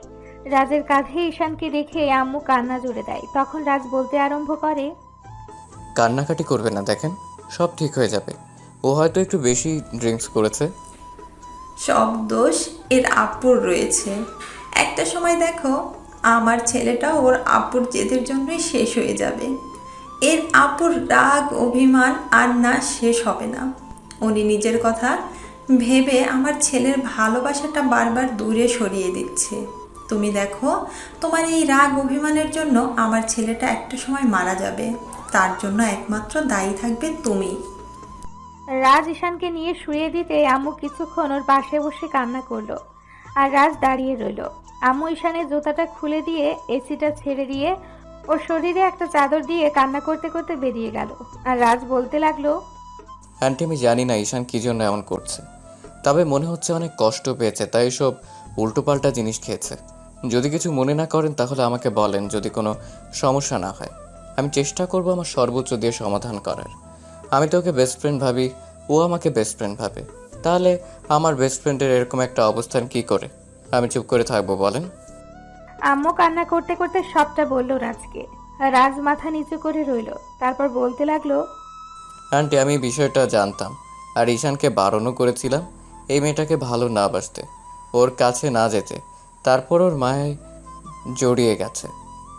আমি জানি এরকম কিছু ঘটতে পারে, তাই ওকে আগেই বারণ করেছিলাম, কিন্তু ঈশান আমার কোনো কথা শুনেনি। কি করবে বলেন? ভালোবাসাটা তো আর বলে কয়ে হয় না, হয়ে গেছে। আর ঈশান বুঝতে পেরেছে, তখন এরকম পাগলামিটা করছে। আমি এর থেকে বেশি কিছু বলতে পারলাম না। এই মেয়েটা অনেক গরিব ঘরের, এই জন্যই হয়তো আঙ্কেল ওকে মেনে নিতে চাইছে না। আম্মু কান্না করতে লাগলো। তখন রাজ নিরুপায় হয়ে বাসা থেকে বেরিয়ে গেল। অন্যদিকে নীলাশা সারা রাত আর ঘুমোতে পারল না, কান্না করে বালিশ হয়ে গেল। আম্মু আব্বু ওকে অনেকবার জিজ্ঞেস করলো, তো এভাবে 2-3 দিন কেটে গেল। নীলাশা মন খারাপ করে থাকে হসপিটালেও। এখন ঈশান সকালে বাসা থেকে বের হয় আর সেই রাত 2টা-3টার দিকে বাসায় ফিরে। হয়তো আব্বু না হলে রাজকে বাসায় দিয়ে যায়। ঈশান প্রচন্ড পরিমাণে ড্রিঙ্কস করতে শুরু করেছে। তার ওপর যদি ওর আব্বু কিংবা আম্মু বারণ করে, আবার সেই ভাঙচুর করতে শুরু করে দেয়, নিজেকে কষ্ট দেওয়ার চেষ্টা করে। এর মাঝে ঈশান কয়েকবার হাত কেটে ফেলেছে, নিজেকে শেষ করে দেওয়ার চেষ্টা করেছে। ছেলের এমন অধঃপতন দেখে আম্মু প্রচন্ড পরিমাণে কান্না করে আর বারবার আব্বুর কাছে রিকোয়েস্ট করে বলে মেয়েটাকে মেনে নিতে, আর আব্বু তার উল্টো কাজটাই করে। এসব জানতে পারলে ঈশানের আব্বুর প্রতি যতটুকু ভালোবাসা ছিল সেটুকু শেষ হয়ে যাবে। তো আফজাল সাহেব অনেক ভেবেচিন্তে হসপিটালে আসে। তারপর নীলাশাকে ডেকে পাঠায়। নীলাশা অনুমতি নিয়ে ঢোকে। তারপর ওনার সামনে দাঁড়িয়ে বলে, আঙ্কেল আমাকে ডেকেছেন? হ্যাঁ ডেকেছি। আর তোমাকে কি জন্য ডেকেছি তুমি সেটা জানো। তুমি খুব ভালো আছো তাই না, এরকম একটা নাটক করে? নীলাশা মাথা নিচু করে রইল। ও জানে আফজাল সাহেব ওকে কিসের জন্য ডেকেছে। নীলাশা কিছুক্ষণ চুপ করে থেকে বলতে আরম্ভ করে, আঙ্কেল আমি জানি আপনি আমাকে ভুল বুঝবেন, কিন্তু আমি আপনার ছেলের পাগলামিতে কোনো সায় দেইনি। আমি জানি এই সম্পর্ক হবার না। আমি একটা গরিব ঘরের মেয়ে, আমি কি করে আপনার ছেলের বউ হতে পারি এটা আমি কখনোই ভেবে দেখিনি। আমি আপনার ছেলেকে ফিরিয়ে দেওয়ার চেষ্টা করেছিলাম, কিন্তু উনি বারবার পাগলামি করেছে। তার জন্য যদি আপনি আমাকে শাস্তি দেন কিংবা চাকরি থেকে বের করে দিতে চান তো দিতে পারেন। আমি এখান থেকে অনেক দূরে চলে যাব। আমি তোমাকে চাকরি ছেড়ে যেতে বলিনি, কিন্তু তুমি ওর সাথে কোনো কাজে সায় দিবে না যাতে আমার সম্মানটা ডুবে যায়। আমি তোমাকে এখানে চাকরি দিয়েছি, তার মানে এই না যে তুমি সেটার সুযোগ নিয়ে আমার ছেলের দিকে হাত বাড়াবে। আঙ্কেল আমার আব্বু আম্মু তেমন কোনো শিক্ষা দেয়নি। ওরা আমাকে শিখিয়েছে কার স্থান কোথায়। আমি আমার স্থানটা খুব ভালো করেই জানি। আমি সামান্য একজন নার্স। আমার সাজে না আপনার ছেলেকে নিয়ে স্বপ্ন দেখা। আমি যেখানে নিজেকে নিয়ে স্বপ্ন দেখতে ভুলে গেছি, সেখানে এত বড় স্বপ্নটা দেখা আমার জন্য অনেক অপরাধ হবে। তাই আমি এগুলো ভাবি না। আপনার যদি আমার কথাগুলো বিশ্বাস না হয় তাহলে আপনি আমাকে শাস্তি দিতে পারেন স্যার। আফজাল সাহেব আর কিছু না বলে কেবিন থেকে বেরিয়ে যেতে নীলাশা কান্না করতে করতে দেওয়ালের সাথে পিঠ ঠেকিয়ে নিচে বসে পড়ল আর বলতে লাগলো, সব দোষ আমার জন্যই সবটা হয়েছে। আমি যেখানেই যাই সেখানে একটা না একটা ঝামেলা পাকাই। আল্লাহ কি জন্য যে সাদা চামড়াটা আমাকে দিতে গেল। এর থেকে তো কালো চেহারাই ভালো ছিল, তাতে অন্তত ছেলেরা আমার দিকে নজর দিত না। এই সুন্দর চেহারাটা আমার জন্য কালো হয়ে দাঁড়াতো না। আমি তো গোবরে পদ্ম ফুল হয়ে জন্ম নিয়েছি। এই পদ্ম ফুলটা যতই সুন্দর হোক কেউ তুলে বাসায় নিয়ে যাবে না। আল্লাহ যে মানুষটার কপালে আমি নেই তাকে আমার জন্য কষ্ট দিও না। আমার কথাটা ছেড়েই দিলাম, তুমি অন্তত ওনাকে কষ্ট দিও না। আমি এগুলো সহ্য করতে পারছি না। তুমি এর শেষ কোথায় বলে দাও আমাকে। এভাবে পুরো একটা মাস কেটে গেল। এর মাঝে ঈশান নিজের বেহাল দশা করে ফেলেছে, পুরো পাগল হয়ে গেছে। এদিক ওদিকে দৌড়ে বেরিয়েছে, আর সেদিনের পর থেকে ঈশান আর হসপিটালে যায়নি। এর মাঝে কয়েকবার ঈশানের সাথে নীলাশার রাস্তায় দেখা হয়েছে। নিশান ওকে খেয়াল করেনি, কিন্তু নীলাশা ওকে দেখলে নিজেকে আড়াল করে রেখেছে। নীলাশা খুব কাছ থেকে দেখেছে আগের সেই হ্যান্ডসাম স্মার্ট স্টাইলিশ ছেলেটা কেমন পাগলের মতো হয়ে গেছে। চুলদাড়ি বড় হয়ে গেছে আর একদম দেবদাস হয়ে গেছে, পাগলের মতো ঘোরাফেরা করে। তার উপর সবসময় হাতে সিগারেট থাকে। আম্মু রোজ কান্না করে ঈশানকে বোঝানোর চেষ্টা করে। অন্যদিকে আফজাল সাহেবের মনটা সেই পাথর হয়ে আছে। ছেলের এরকম একটা অবস্থা উনি মুখ বুজে সহ্য করে যাচ্ছে, আর আম্মু ওনাকে বলতে বলতে ক্লান্ত হয়ে গেছে। বুঝতে পারেন উনি কখনোই ওদের সম্পর্কটা মেনে নিবে না। তাই শেষে আম্মু আব্বুকে বোঝানোটাই বন্ধ করে দেয়। আম্মু প্রতিদিন সকালে ঈশানের রুমে গিয়ে দেখে ঈশান ঘুমোচ্ছে, না হলে উঠে বসে আছে আর কিছু একটা ভাবছে। প্রতিদিনের মতো আজকে রুমে এসে দেখে ঈশান সিগারেট খাচ্ছে। আম্মু আসতেই ঈশান সিগারেটটা ফেলে দিল। তখন আম্মু বলতে লাগলো, আপু, আর কত কষ্ট দেবে নিজেকে? এভাবে তিলে তিলে শেষ হয়ে যাচ্ছ, তার জন্য তো আমিও কষ্ট পাচ্ছি। তুমি সেটা কি দেখতে পাচ্ছ না? নাকি আমার ভালোবাসাটা তোমার কাছে কিছুই মনে হয় না? তুমি বলে দাও তাহলে, আমি এখান থেকে চলে যাব। অন্তত তোমার কষ্টটা আমাকে দেখতে হবে না। আমি দিনের শেষে শুধু এইটুকু দেখতে চাই, আমার ছেলেটা হাসি মুখে আছে। তাহলে তুমি সেই হাসি মুখটা, তো তোমার মুখে সেই হাসিটাই আমি দেখতে পাচ্ছি না। উল্টে নিজেকে এত বাজেভাবে একটা বাজে পরিস্থিতির মধ্যে ঠেলে দিচ্ছ, যেখান থেকে তুমি পরবর্তীতে ফিরে আসতে পারবে না। ঈশান কোনো কথাই বলছে না, আর আম্মু কান্না করতে লাগলো। তখন ঈশান বলল, আম্মু, এত টাকা পয়সা দিয়ে কি হবে যদি মনে শান্তিটাই না থাকে? প্রিয় মানুষটাই যদি লাইফে না থাকে, কি দরকার এত স্ট্যাটাস, ইগো, নামডাক আর প্রতিপত্তি দিয়ে? টাকা পয়সা দিয়ে কি আব্বু আমার সুখটা কিনে দিতে পারবে? কখনোই না। আমি আমার লাইফ থেকে সুখটাকে হারিয়ে ফেলেছি আম্মু। বুকের ভেতর না প্রচণ্ড পরিমাণে যন্ত্রণা হয় জানো তো, যার জন্য নিজেকে আটকে রাখতে পারি না। নিজেকে শেষ করে দিতে ইচ্ছে করে, কিন্তু শুধু তোমার মুখের দিকে চেয়েই বেঁচে থাকতে হয়। মরে গেলে তো একেবারেই মরে যেতে পারতাম, কিন্তু বেঁচে থেকে যে আমি প্রতিদিন মরে যাচ্ছি, আমি তোমাদের কি করে বোঝাবো? তোমার পাল্টে যাওয়াতে, এরকম নিজেকে কষ্ট দেওয়াতে আমিও যে কষ্ট পাচ্ছি, সেটা কি তুমি দেখতে পাচ্ছ না? নাকি আমার কষ্টটা তোমার চোখে পড়ে না? আম্মু, তুমি আমাকে মাফ করে দিও। আমি পারছি না নিজেকে ধরে রাখতে। এত কষ্ট কেন হয় বলো? ভালোবাসায় যে এত যন্ত্রণা আমি আগে জানতাম না। না হলে কখনোই ওই মেয়েটাকে তো দূরে থাক, ভালোবাসার নামটাই মুখ দিয়ে উচ্চারণ করতাম না। কি করব? আমার বেহায়া মনটা যে ওই গরিব মেয়েটাকে ভালোবেসে ফেলেছিল, যাকে তোমরা মেনে নিতে পারলে না। আম্মু মুখে কাপড় চেপে কান্না করতে লাগলো, আর ঈশান দেয়ালে পিঠ ঠেকিয়ে দাঁড়িয়ে রইল। আম্মু রুম থেকে বেরিয়ে গেল। দরজায় আব্বু দাঁড়িয়ে আছে। ঈশান কিছুক্ষণ পর বাসা থেকে বেরিয়ে গেল। ঈশান এসব কথা বলতে চায় না, আর সেটাই বারবার বলতে হয়। বুকের ভেতরটা ভেঙে চুরে যাচ্ছে। কষ্টগুলো ভুলতে বাড়ি গিয়ে ইচ্ছে মতো ড্রিঙ্ক করলো। সেদিন রাতে আর বাসায় ফিরল না। তখন হোটেলের দুজন ওয়েটার ওকে একটা রুমে দিয়ে আসে। পরদিন বাসায় আসলে আম্মু অনেক কান্নাকাটি করলো, আর আব্বু প্রচণ্ড পরিমাণে বকাঝকা করলো, আর বলতে আরম্ভ করলো, তোমাকে অনেক লাই দিয়েছি, আজকের পর থেকে তোমার বাসা থেকে বেরোনো বন্ধ। আমি তোমাকে স্বাধীনতা দিয়েছি, তার মানে এই না যে তোমার যা খুশি তাই করবে। তুমি নিজেকে মৃত্যুর মুখে ঠেলে দিচ্ছ। বুঝতে পারছো না আমার সম্মানটাকে তুমি ডুবিয়ে ফেলছো। এসব আজে বাজে সাইপাস খেয়ে নিজের শরীরটাকে তো শেষ করে দিচ্ছ, আর তোমার আম্মুকেও কষ্ট দিচ্ছ, আর আমার টেনশন বাড়াচ্ছ। আমি তো বলিনি তোমাদের আমাকে নিয়ে টেনশন করতে। তোমার কিসের টেনশন? তোমার তো সব টেনশন দূর হয়ে গেছে। আমি তো আর ওই মেয়েটার কাছে যাচ্ছি না, না অন্য কোনো মেয়ের সাথে রাত কাটাচ্ছি, যার জন্য তোমার সম্মানটা ধুলোর সাথে মিশে যাচ্ছে। আব্বু ঈশানের এরকম ধারা কথাটা শুনেই রেগে ঠাস ঠাস করে ওর গালে 2টা থাপড় মেরে দিল। ঈশান আর রাগটাকে কন্ট্রোল করতে না পেরে পাশে থাকা একটা কাঁচের গ্লাস হাতে নিয়ে দেয়ালের সাথে জোরে সোরে কয়েকটা ঘুষি দিল আর বলতে আরম্ভ করলো, বাসা থেকে তোমার জন্য বেরোবো না সেটাই ঠিক হবে তো? তাহলে থাকবো বাসার মধ্যে এখন থেকে। ঈশান রুমে গিয়ে দরজা সজোরে লাগিয়ে দিল। আম্মু দরজার সামনে গিয়ে কিছুক্ষণ কান্নাকাটি করলো আর ডাকাডাকি করতে লাগলো। ঈশান আর কারো কথাই শুনলো না। ও এই একটা মাসে পুরো পাগলের মতো হয়ে গেছে। অন্যদিকে রাজ এই বিষয়টা নীলাশাকে জানিয়েছে, কিন্তু ও নিরুপায়, কী বা করতে পারে। উল্টো যখন ঈশানের কথা মনে হয় তখন প্রচণ্ড পরিমাণে কান্না করে, কাউকে বলতেই পারে না। আব্বু আম্মু ওকে এরকম চুপচাপ থাকতে দেখে ওকে অনেকবার জিজ্ঞাসা করেছে কি হয়েছে।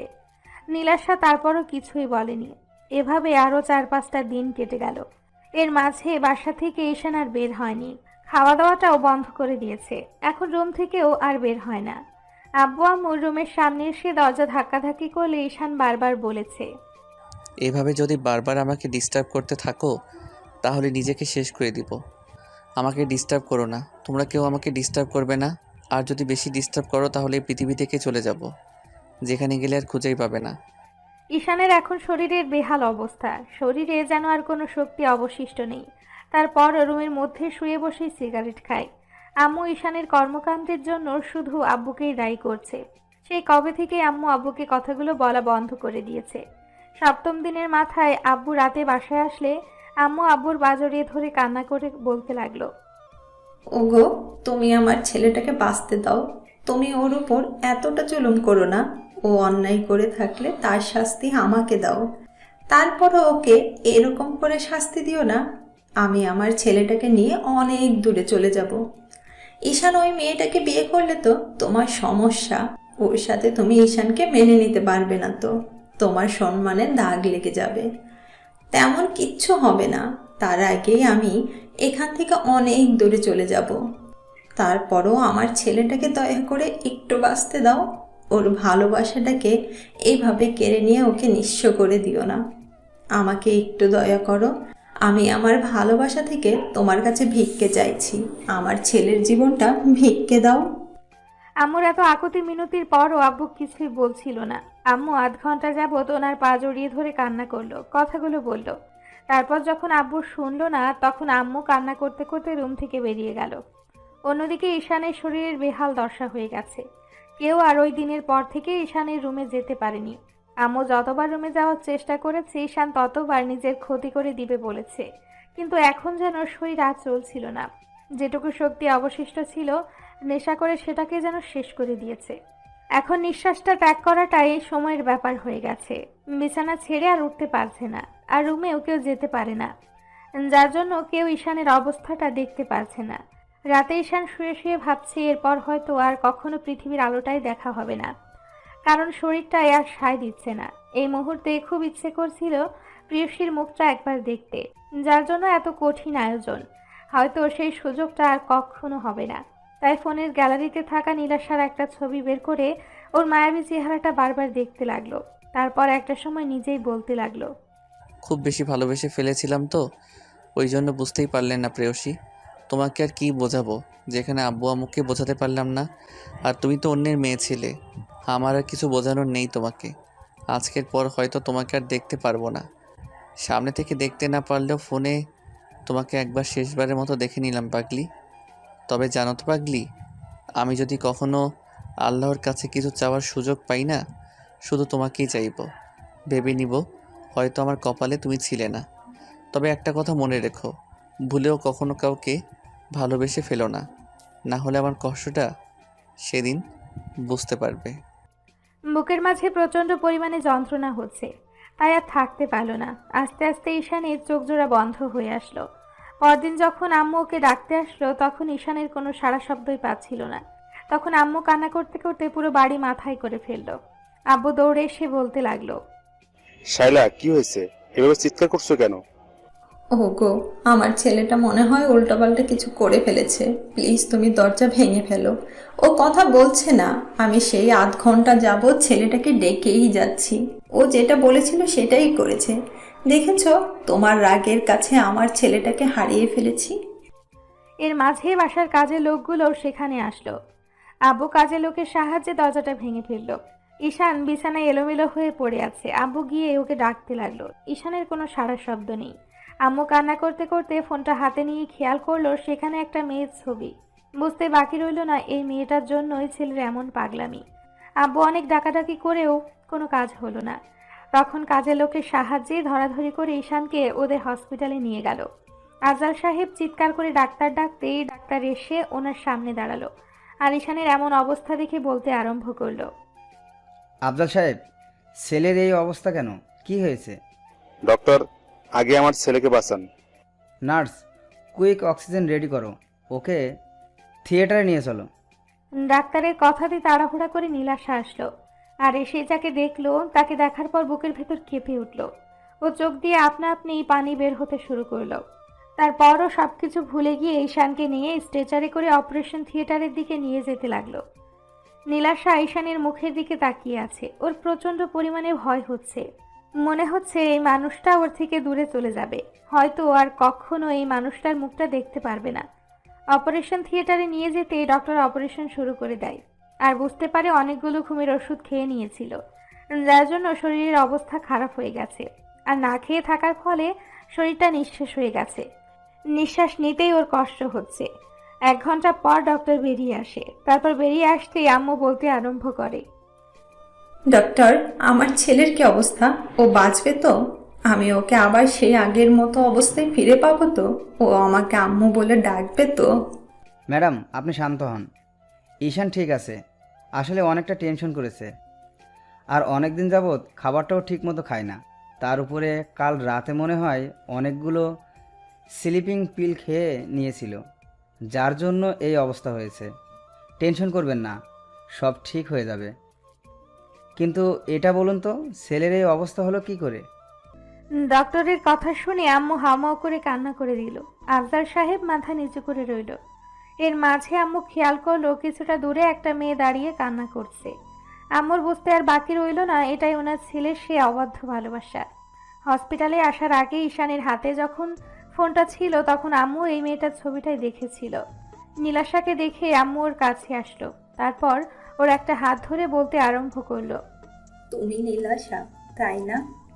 নীলাশা মাথা নিচু করে নিল। আম্মু ওর হাতটা 2 হাতে জোর করে ধরে বলতে লাগলো, দেখেছো মামুনি, তোমাকে ভালোবেসে আমার ছেলেটা কি অবস্থা হয়েছে। আমার ছেলেটাকে একটু দয়া করো, একটু তোমার ভালোবাসাটা ভিক্ষে দাও। আমি কথা দিচ্ছি, ওর আব্বু তোমাকে মেনে না নিলেও আমরা এখান থেকে অনেক দূরে চলে যাব। তারপরও আমার ছেলেটাকে একটু বাঁচতে দাও। ও তোমাকে ভালোবাসে। খুব বেশি অন্যায় করে ফেলেছে বলো? ও খুব বেশি অপরাধ করে ফেলেছে বলো? তোমাকে ভালোবাসাটা কি ওর জন্য এত বেশি অন্যায় ছিল? আমি তোমার পায়ে ধরে ওর ভালোবাসাটা ভিক্ষে চাইছি। তারপরও তুমি ওকে ফিরিয়ে দিও না। ও বাঁচতে পারবে না তোমাকে না পেলে। একমাত্র ছেলে আমার, একটু বাঁচার সুযোগ দাও। আমাদের মা ছেলের উপর এইটুকু দয়া করো। আম্মু নীলাশার পা ধরতে গেলে ও সরে গেল আর আব্বু বলতে লাগলো, শাইলা, কি পাগলামি করছো তুমি? চুপ, একদম চুপ। আর একটা কথা বলবে না তুমি।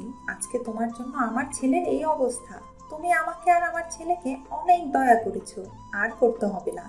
এবার অন্তত আমাকে ছেড়ে দাও। এবার অন্তত আমার ছেলেটাকে বাঁচতে দাও। আমি ওকে নিয়ে এখান থেকে অনেক দূরে চলে যাব। সেখানে তুমি আর তোমার কোনো স্ট্যাটাস থাকবে না। শাইলা, আমার কথাটা শোনো। আমি আর কিছু শুনতে চাই না। তুমি আমার নামটা ধরেও ডাকবে না। তোমার ভালোবাসার উপর থেকে আমার পুরো বিশ্বাসটাই উঠে গেছে। তোমার প্রতি এখন শুধু আমার ঘৃণা জন্মে গেছে, ঘৃণা। শুধু তুমি আমার স্বামী বলে তোমাকে এতদিন কিচ্ছু বলিনি, কিন্তু আজকে আমি থাকবো না। মামানি, তুমি আমাকে একটু দয়া করো। আমি তো তোমার মায়ের মতো বলো। তোমার মা যদি তোমার কাছে কিছু ভিক্ষে চাইতো তুমি দিতে না বলো? আমার ছেলেটাকে একটু বাঁচতে দাও, একটু ওকে ভালোবাসাটা ভিক্ষে দাও। আমি সারা জীবন তোমার কাছে কৃতজ্ঞ থাকবো। আম্মুর এরকম ধারা কথাতে নীলাশা সেখানে থাকতে পারল না। কান্না করতে করতে দৌড়ে ওয়াশরুমে ঢুকে গেল। তারপর কিছুক্ষণ চোখে মুখে পানি দিল আর বেসিনের সামনে দাঁড়িয়ে ফুপিয়ে ফুপিয়ে কান্না করতে লাগলো। এটা আমি কি করলাম যে এই মানুষটাকে আমি নিজের থেকেও বেশি ভালোবেসে তাকে এমন করে কষ্ট দিলাম? এর থেকে তো উপরওয়ালা আমাকে নিয়ে গেলেই পারতো। আমি সব জায়গাতে ঝামেলা পাকিয়ে ফেলি। আমাকে যে এত বেশি ভালোবাসে তাকে এত বেশি কষ্ট দিয়ে ফেললাম। আমি কি করে ওনার সামনে গিয়ে দাঁড়াবো? উপরওয়ালা আমাকে এমন একটা কপাল দিয়ে পৃথিবীতে পাঠিয়েছে যে কপালে ওনার ভালোবাসাটা লেখা নেই। এর মাঝে ঈশানের সব ফ্রেন্ড বিষয়টা জানতে পেরে হসপিটালে চলে আসছে। আর রাজ এসে আম্মুকে একটা জায়গায় নিয়ে জোর করে বসালো। আর আম্মু বারবার ওকে বলতে লাগলো, রাজ, আমার ছেলেটাকে আবার আগের মতো ফিরিয়ে দে আপু। আমি ওকে ছাড়া থাকতে পারবো না। তুই তো জানিস ও আমার একমাত্র ছেলে। তুইও তো আমার ছেলের মতো বল। তুই তোর বন্ধুকে একটু বল না, আমি ওকে নিয়ে এখান থেকে অনেক দূরে চলে যাব। ওই মেয়েটাকে আমি অনেক বুঝিয়েছি, ও তারপরও নিজের জেদের কাছে অটল। হয়তো ঈশানের আব্বুর জন্য ওকে এমন করে দূরে সরিয়ে দিচ্ছে। আমি বুঝতে পেরেছি ও হয়তো ঈশানকে ভালোবাসে, কিন্তু নিজের অবস্থানের কথা ভেবে ওকে দূরে সরিয়ে দিচ্ছে। আম্মু অনেকক্ষণ যাবৎ রাজের একটা হাত ধরে কান্নাকাটি করতে লাগলো। রাজ আর উপায় না পেয়ে নীলাশাকে খুঁজতে লাগলো। তারপর নীলাশাকে খুঁজে পেল হসপিটালের এক কোনায়। নীলাশা দেওয়ালে পিঠ ঠেকিয়ে কান্না করছে। এমন কিছু দেখে রাজ বলতে আরম্ভ করলো, এ কি, আপনি কান্না করছেন কেন? আপনার তো খুশি হবার কথা যে মানুষটাকে আপনি এমন করে ইগনোর করছেন যে আপনাকে ভালোবাসে তাকে তো দূরে সরিয়ে দিয়েছেন। ছেলেটাকে এমন করে কষ্ট দিতে পেরেছেন, তাহলে আপনার না খুশি হবার কথা। তাহলে কান্না করছেন কেন? আপনি তো আজকে হাসবেন, অনেক বেশি খুশি হবেন, তাহলে কান্না করছেন কেন? ভাইয়া, আপনি আমাকে মাফ করে দিবেন। আমি নিরুপায়। আমি পারবো না ওনাকে নিজের কাছে টেনে নিতে, না ওনার বুকের ঠাঁই খুঁজে নিতে। আমি অনেক বড় অন্যায় করে ফেলেছি। আমি এই সুন্দর চেহারা নিয়ে জন্ম নিয়ে অনেক বড় পাপ করে ফেলেছি। আমি বুঝতে পারিনি যে আমার জন্য একটা মানুষ এভাবে কষ্ট পাবে আর নিজেকে এত বেশি কষ্ট দিবে। আপনি আমাকে মাফ করে দেন। আমি এখান থেকে অনেক দূরে চলে যাব। এত কিছুর পরও আপনার কাছে মনে হচ্ছে আপনি নিজেই অপরাধ করেছেন? আপনি তো অপরাধ করেছেন ওকে কষ্ট দিয়ে। আপনি কখনো ভালো থাকতে পারবেন না। আমি বলে দিচ্ছি, আজকে ওর যদি কিছু হয়ে যেত না, এর জন্য একমাত্র আপনি দায়ী থাকতেন। আপনি কখনো ভালো থাকতে পারবেন না। আর যদি কখনো কাউকে ভালোবেসে ফেলেন না, তাহলে বুঝতে পারবেন এই ভালোবাসার মধ্যে কতটা যন্ত্রণা রয়েছে। আমি নিরুপায়। আমি ওনাকে নিজের কাছে টেনে নিতে পারিনি। আপনি আমাকে মাফ করবেন। আমি জানি আপনি আঙ্কেলের জন্য এরকম করেছেন, কিন্তু আপনি তো একটাবার ওকে বলতে পারতেন যে আপনার অবস্থানের দিক থেকে আপনি ওকে ভালোবাসতে পারছেন না। অন্তত আমাকে বলতে পারতেন। আমি তো বারবার এসে আপনাকে জিজ্ঞেস করেছিলাম কী জন্য আপনি এমনটা করছেন। অন্তত ঈশানের আম্মুর কাছে বলতে পারতেন। আমি তো বলেছিলাম যে ওর আম্মু কতটা কান্নাকাটি করছে। ওর আম্মু সব কিছুতেই রাজি আছে, শুধু উনি ওনার ছেলের মুখে হাসি দেখতে চায়। আর আপনি কি করলেন? ওকে এমন করে ইগনোর করলেন যার জন্য ছেলেটার এমন একটা অবস্থা। আজকে ছেলেটা মরে গেলেই হয়তো আপনি খুশি হতেন না। প্লিজ ভাইয়া, চুপ করুন। এসব বাজে বাজে কথা বলবেন না। ওনার কিচ্ছু হবে না। আমি মরে যাব সেটাই ঠিক হবে। আমি চলে গেলেই তো কেউ কষ্ট পাবে না, সেটাই ভালো হবে। বুঝেছি, আপনার সাথে কথা বলে কোনো লাভ নেই। এইসব বিষয় নিয়ে আপনাকে বলবো না। ঈশানের আম্মু ওকে নিয়ে অনেক দূরে চলে যাবে। আন্টি বুঝতে পেরেছে আপনি ঈশানকে ভালোবাসার পরও কখনোই মেনে নেবেন না। রাজ গিয়ে আম্মুর সাথে কথা বলল। সব শোনার পর আম্মু বলতে লাগলো, আমার সব বোঝা হয়ে গেছে, কেউ কারো জন্য না। আমি আমার ছেলেকে নিয়ে এখান থেকে অনেক দূরে চলে যাব। সারাটা দিন ঈশানের জ্ঞান ফিরল না। রাত 12টার দিকে নীলাশা বাসায় যেতেই ওর আব্বু বলতে আরম্ভ করলো, মামনি, তোমার সাথে আমার কিছু কথা আছে। নীলাশা আব্বুর সামনে দাঁড়াতেই উনি বলতে আরম্ভ করলো, শোনো মামনি, আমি তোমার বিয়ে ঠিক করে ফেলেছি। কিছুদিন যাবৎ ভেবেছি তোমার বয়স হয়েছে, আমাদেরও বয়স হয়েছে, যে কোনো সময় আমরা চোখ বন্ধ করে নিতে পারি। তাই আমি চলে যাওয়ার আগে চাই আমার মেয়েটা কোথাও ভালো আছে সেটা দেখে যেতে। কিন্তু আব্বু। আর কোনো কিন্তু নাই, আমি যেটা বলেছি সেটাই হবে। তুমি বা কতদিন এভাবে থাকবে বলো? আব্বু, আমি চলে গেলে তোমাদের কি হবে?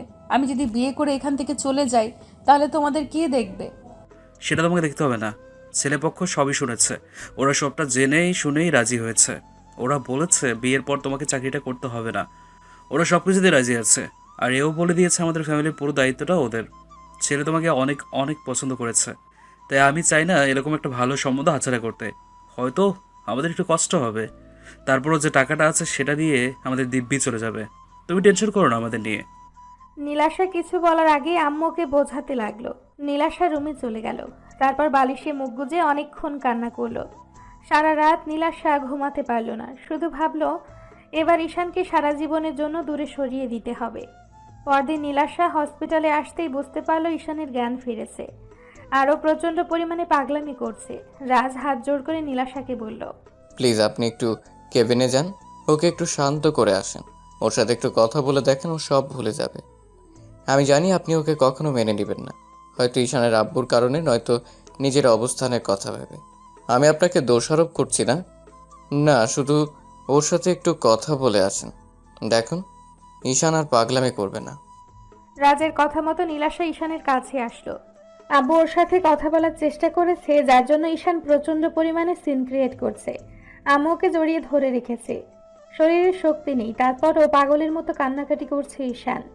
নীলাশা গিয়ে ঈশানের সামনে দাঁড়াতে ঈশান ওর দিকে একবার তাকিয়ে চোখ জোড়া নামিয়ে নিয়ে বলতে আরম্ভ করলো, আপনি আপনি এখানে কেন আসছেন? আপনি না চলে যেতে চাইছিলেন তো যান। আপনি আমার সামনে আসবেন না, এখান থেকে চলে যান। আমি কাউকে ভালোবাসি না। আপনি আমাকে সান্ত্বনা দিতে আসছেন তো? আমি তো আপনার থেকে দূরে সরে গিয়েছিলাম, তারপরও আপনি এখানে কেন এসেছেন? ও, আপনি তো এই হসপিটালে জব করেন। আমি এখান থেকে চলে যাব। এর মাঝে ডক্টর কেবিনে ঢুকলো।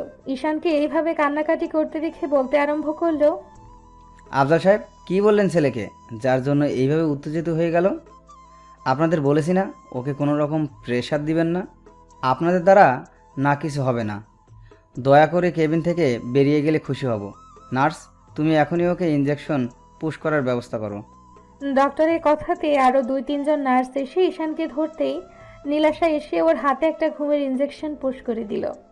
ভালোবাসার মানুষের এমন বেহাল অবস্থা দেখে নীলাশার চোখ দিয়ে পানি ঝরছে। এর মাঝে ডাক্তারের অন্য নার্সগুলো চলে যেতেই আম্মু রুম থেকে বেরিয়ে গেল।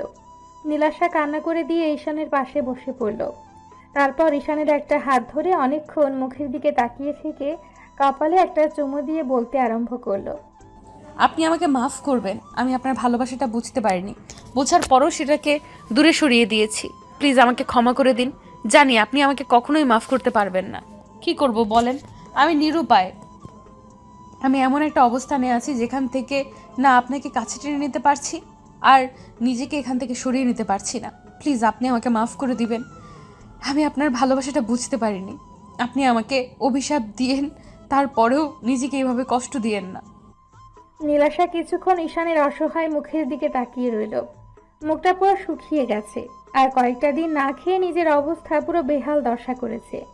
নীলাশা জানে ঈশান নিজেকে কষ্ট দিতে প্রচুর পরিমাণে নেশা করে। নীলাশা চোখ মুছতে মুছতে কেবিন থেকে বের হতেই আফজাল সাহেব এসে ওর সামনে দাঁড়ালো। তখন নীলাশা পাশ কাটিয়ে চলে যেতে গেলে উনি বলতে আরম্ভ করলো, দাঁড়াও, কোথায় যাচ্ছ তুমি? আঙ্কেল, আব্বু আমার বিয়ে ঠিক করেছে, আর খুব শীঘ্রই আমার বিয়ে, হয়তো 1 সপ্তাহের মধ্যে। আমি ঠিক করেছি আজকে এখান থেকে চলে যাব। আমি আর এই চাকরি কন্টিনিউ করতে পারছি না। আর আমার জন্য আপনার ফ্যামিলিতে এত সমস্যা, আমি শহর ছেড়ে চলে গেলেই হয়তো এই সমস্যাটা আর থাকবে না। আমার ছেলেকে কষ্ট দিয়ে এভাবে ফেলে রেখে তুমি যেতে পারো না। এত কিছু যখন তোমার জন্য হয়েছে, তাহলে তোমাকেই সবটা ঠিক করতে হবে। আফজাল সাহেবের এরকম ধারা কথাতে নীলাশা সহ সবাই বেশ অবাক হয়ে গেল। আর ঈশানের আব্বুর মুখের দিকে তাকিয়ে রইল। তখন নীলাশা বলতে আরম্ভ করলো, আঙ্কেল, আপনি কি বলছেন? আমি কিছুই বুঝতে পারছি না। সেটা পরে বুঝতে পারবে, কথাটা আজকে বলতে চাচ্ছিলাম না। কিন্তু তোমরা যা শুরু করেছো, তাতে হয়তো আমার ছেলেটাকে, ওর আম্মুকে আমি শান্ত করতে পারবো না। শোনো, আমি কালকে তোমাদের বাসায় গিয়েছিলাম, তোমার আব্বুর সাথে কথা বলেছি। সব শোনার পর উনি বিয়েতে রাজি হয়েছে। আমি অন্যায় করেছি আমার ছেলেকে এভাবে তোমার থেকে দূরে সরিয়ে দিয়ে। বুঝতে পারিনি আমার ছেলেটা এত বেশি পাগলামি করবে। তুমি প্লিজ ওকে এভাবে দূরে সরিয়ে দিও না। আমি মানছি আমি অন্যায় করেছি, তার শাস্তি তোমরা আমাকে দাও। তারপরও ওর উপর রাগ করে থেকো না। কি সব বলছেন আঙ্কেল? আপনি বুঝতে পারছেন আমি একটা গরিব ঘরের মেয়ে, তার উপর হসপিটালে সামান্য একজন নার্স। যে কিনা আপনার ছেলেকে ভালোবাসে তো দূরে থাক, আপনার বাসার কাজের মেয়ে হওয়ারও যোগ্যতা রাখে না, তাহলে আপনি কি করে আপনার ছেলের পাশে আমাকে মেনে নেবেন বলেন? আপনার স্ট্যাটাসে লাগবে না? নীলাশা কথাগুলো বলেই কান্না করতে লাগলো। তখন আব্বু ওর সামনে হাত জোড় করে বলল, মামুনি, এসব কথা বলে আমাকে আর লজ্জা দিও না। আমি অনেক বড় ভুল করেছি। আমার ছেলেকে এভাবে কষ্ট দিয়ে আমি অনেক বড় অন্যায় করেছি। তুমি প্লিজ আমাকে মাফ করে দাও। আমি তোমার আব্বু আম্মুকে রাজি করিয়েছি। তুমি অন্তত বিয়েতে বারণ করে দিও না। তুমি আমার ছেলেটার মুখের দিকে তাকিয়ে হলেও বিয়েতে হ্যাঁ বলে দাও। তুমিও তো ওকে ভালোবাসো। আমি তোমার চোখের দিকে তাকিয়ে বুঝতে পারছি তোমার চোখে ওর জন্য অসম্ভব রকমের মায়ের ভালোবাসা জড়িয়ে আছে। প্লিজ ওকে আর কষ্ট দিও না। অসম্ভব আঙ্কেল, এই বিয়ে করা আমার পক্ষে সম্ভব না। আমি জানি আপনি কখনো আমাকে ছেলের বউ হিসেবে মানতে পারবেন না। আপনার ছেলে আমাকে কখনো মাফ করবে না। ও এমনিতেই আমাকে এখন ঘৃণা করে, তাই আমি চাই যে মানুষটা আমাকে ঘৃণা করে সারা জীবনে যেন ঘৃণাই করে যায়। বুঝতে পেরেছি, রাগ আর অভিমানের থেকে এখন এসব কথা বলছো তো। আচ্ছা, আমি তোমার পায়ে ধরে ক্ষমা চাচ্ছি। তারপরও আমার ছেলেটাকে দূরে সরিয়ে দিও না। আব্বুর কথা শুনে নীলাশা দূরে সরে গেল আর কান্না করে দিয়ে বলতে লাগলো, আঙ্কেল, আপনার ছেলেকে আপনি দূরে সরিয়ে দেন, তারপরও এরকম পাগলামি করবেন না। অন্তত আমাকে আর কোনো অপরাধী করবেন না। এমনিতেই উনি আমার উপর প্রচন্ড পরিমাণে রেগে আছে, আর আপনি এরকম কাজ করলে আমি সারা জীবন সবার কাছে অপরাধী হয়ে থাকবো। আমি জানি তুমি কিরকম মেয়ে, তাই তোমাকে এভাবে কথাগুলো না বললে তুমি রাজি হতে না। আমি চাই তুমি আমার ছেলেটাকে বিয়ে করে নাও। আমি ঠিক করেছি 1 সপ্তাহের মধ্যে তোমার সাথে ঈশানের বিয়ে। তুমি শুধু ওকে বিয়েটা করে নাও, দেখো সব ঠিক হয়ে যাবে। নীলাশা কথা বলছে না, তাই আম্মু আর রাজ বেশ কিছুক্ষণ ওকে বোঝাতে লাগলো। পরদিন ঈশানের জ্ঞান ফিরে আসতে নীলাশা প্রথমে কেবিনে ঢুকলো। ঈশান ওকে দেখে একবার ওর দিকে তাকিয়ে তারপর ওপরের দিকে তাকিয়ে রইল। তখন নীলাশা ওর পাশে বসে একটা হাত 2 হাতের মুঠোয় নিতেই ঈশান হাতটা ছাড়িয়ে নিল আর নীলাশা বলতে আরম্ভ করলো, রাগ করে আছো আমার উপর? থাকো, সমস্যা নেই, কিন্তু একটু কথা বলো আমার সাথে। দেখো, তুমি এইভাবে আমাকে দূরে সরিয়ে দিতে চাইছো, তাতেও সমস্যা নেই, একটু কথা বলো।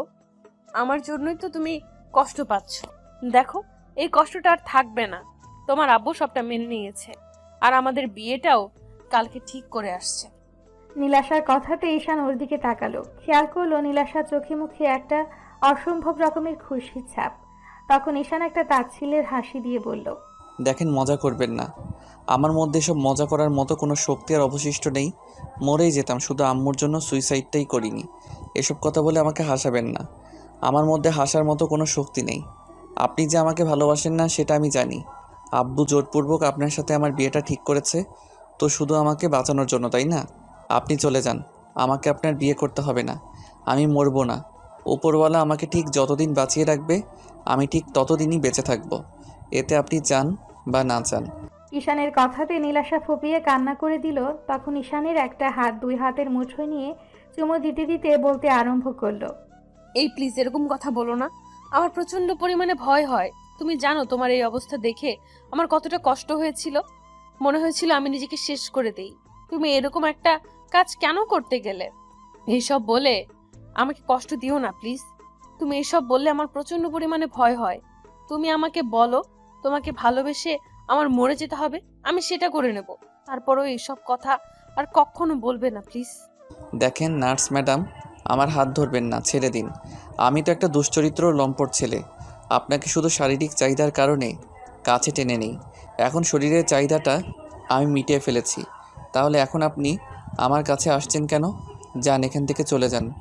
আমি না কাউকে ভালোবাসি, না কেউ আমাকে ভালোবাসে। কারো ভালোবাসারই আমার দরকার নেই। যেখানে নিজের আব্বু আম্মুই আমাকে বুঝতে পারিনি, সেখানে তো আপনি আমার রক্তের সম্পর্কের কেউ না। সত্যি দূরে চলে যাব। সত্যি আমি তোমার কেউ নই। হয়তো আমি তোমার রক্তের সম্পর্কের কেউ নই, কিন্তু তোমার আত্মার সাথে আত্মার সম্পর্কের একজন মানুষ, যাকে কিনা তুমি এত ভালোবাসো। তুমি আমার ওপর রাগ করে এরকম কথা বলছো, তাই না? আচ্ছা ঠিক আছে, আমি এখান থেকে চলে যাচ্ছি। তবে এইটুকু শুনে রাখো, আমি তোমার লাইফ থেকে কোথাও যাচ্ছি না। যে মানুষটা আমাকে এত ভালোবাসে, সে যদি আমাকে তাড়িয়েও দেয়, আমাকে যদি কখনো ভালোও না বাসে, টেনেও না নেয়, তারপরও আমি তার কাছেই পড়ে থাকবো। ঈশান চুপ করে আছে। নীলাশা কান্না করতে করতে রুম থেকে বেরিয়ে গেল। ওকে এভাবে কান্না করে বেরিয়ে যেতে দেখে রাজ রুমে ঢুকলো। তারপর ঈশানের পাশে বসতেই ও রাজের দিকে তাকালো ও বলতে লাগলো, অনেক কিছুর পর ঠিক হয়েছে। এখন অন্তত মেয়েটাকে এভাবে দূরে সরিয়ে দিয়ে নিজের কষ্টটাকে বাড়াস না, আর না ওকে কষ্ট দিস। তুই যত পারিস ওর উপর রাগ দেখা, তারপরে এমন কিছু করিস না যার জন্য সব কিছু নষ্ট হয়ে যায়। আমি তো বলিনি আমার জন্য সবাইকে কষ্ট করতে কিংবা আমার সাথে এই মেয়েটার বিয়ে ঠিক করতে। তাহলে তোরা শুধু শুধু এসব করলি কী জন্য বল? দেখ, তোর রাগ করাটাই স্বাভাবিক, কিন্তু তুই যতই রাগ দেখাস না কেন, দিন শেষে কিন্তু তুই ওকে ভালোবাসিস। তাই আমি বলবো তুই বিয়েটা করে নে। হয়তো মেয়েটার উপর কিছুদিন রাগ করে থাকবি, ওর দিক থেকে তুই মুখ ফিরিয়ে নিবি। তারপর যখন মেয়েটা কান্না করবে তখন তুই সেটা সহ্য করতে পারবি না। তুই তো বলতি তুই ওর কষ্ট সহ্য করতে পারিস না, যার জন্য লুকিয়ে ওকে অনেক হেল্প করেছিস। তারপর মেয়েটা তো এখন কষ্ট পাচ্ছে শুধু তোর জন্য। তাই আমি বলি কি, বিয়েটা করে নে। দরকার পড়লে ওকে কিছুদিন কষ্ট দিস, তারপর না হয় মেনে নিস। তারপর এমন কিছু করিস না যার জন্য মেয়েটা উল্টোপাল্টা কিছু একটা করে বসে। আব্বু আম্মু ঈশানের সাথে কথা বলল, কিন্তু ঈশান আব্বুর সাথে কথা বলাটাই বন্ধ করে দিয়েছে। আব্বু হতাশ হয়ে রুম থেকে বেরিয়ে যেতে আম্মু কিছুক্ষণ ঈশানকে বোঝালো। ঈশান সিদ্ধান্ত নিল বিয়েটা করে নিবে। তো আরও 2-3টা দিন ওকে হসপিটালে থাকতে হলো। আর এই 2-3টা দিন নীলাশা একজন স্ত্রী যেমন স্বামীর সেবা করে ঠিক তেমন করেই গেছে। একটা মুহূর্তের জন্য পাশ থেকে সরেনি। আফজাল সাহেব ওকে জবটা ছেড়ে দিতে বললেও নীলাশা ছাড়েনি, শুধু ঈশানের জন্য। নীলাশা বলেছে যেদিন ঈশান সুস্থ হয়ে যাবে সেদিন জবটা ছেড়ে দিবে। নীলাশা ঈশানের এতটা কাছাকাছি থেকেছে, তারপরও ঈশান ওর সাথে কোনো কথাই বলেনি, যার জন্য নীলাশা ঈশানের সামনেই কান্না করেছে। ঈশান জানে মেয়েটাকে ভালোবাসে, কিন্তু কেন যে তখন দূরে সরিয়ে দিয়েছিল। তো হসপিটাল থেকে বাসায় ফিরলে 7 দিনের মাথায় ওদের বিয়েটা বিশাল আয়োজনের মধ্যে দিয়ে হয়ে যায়।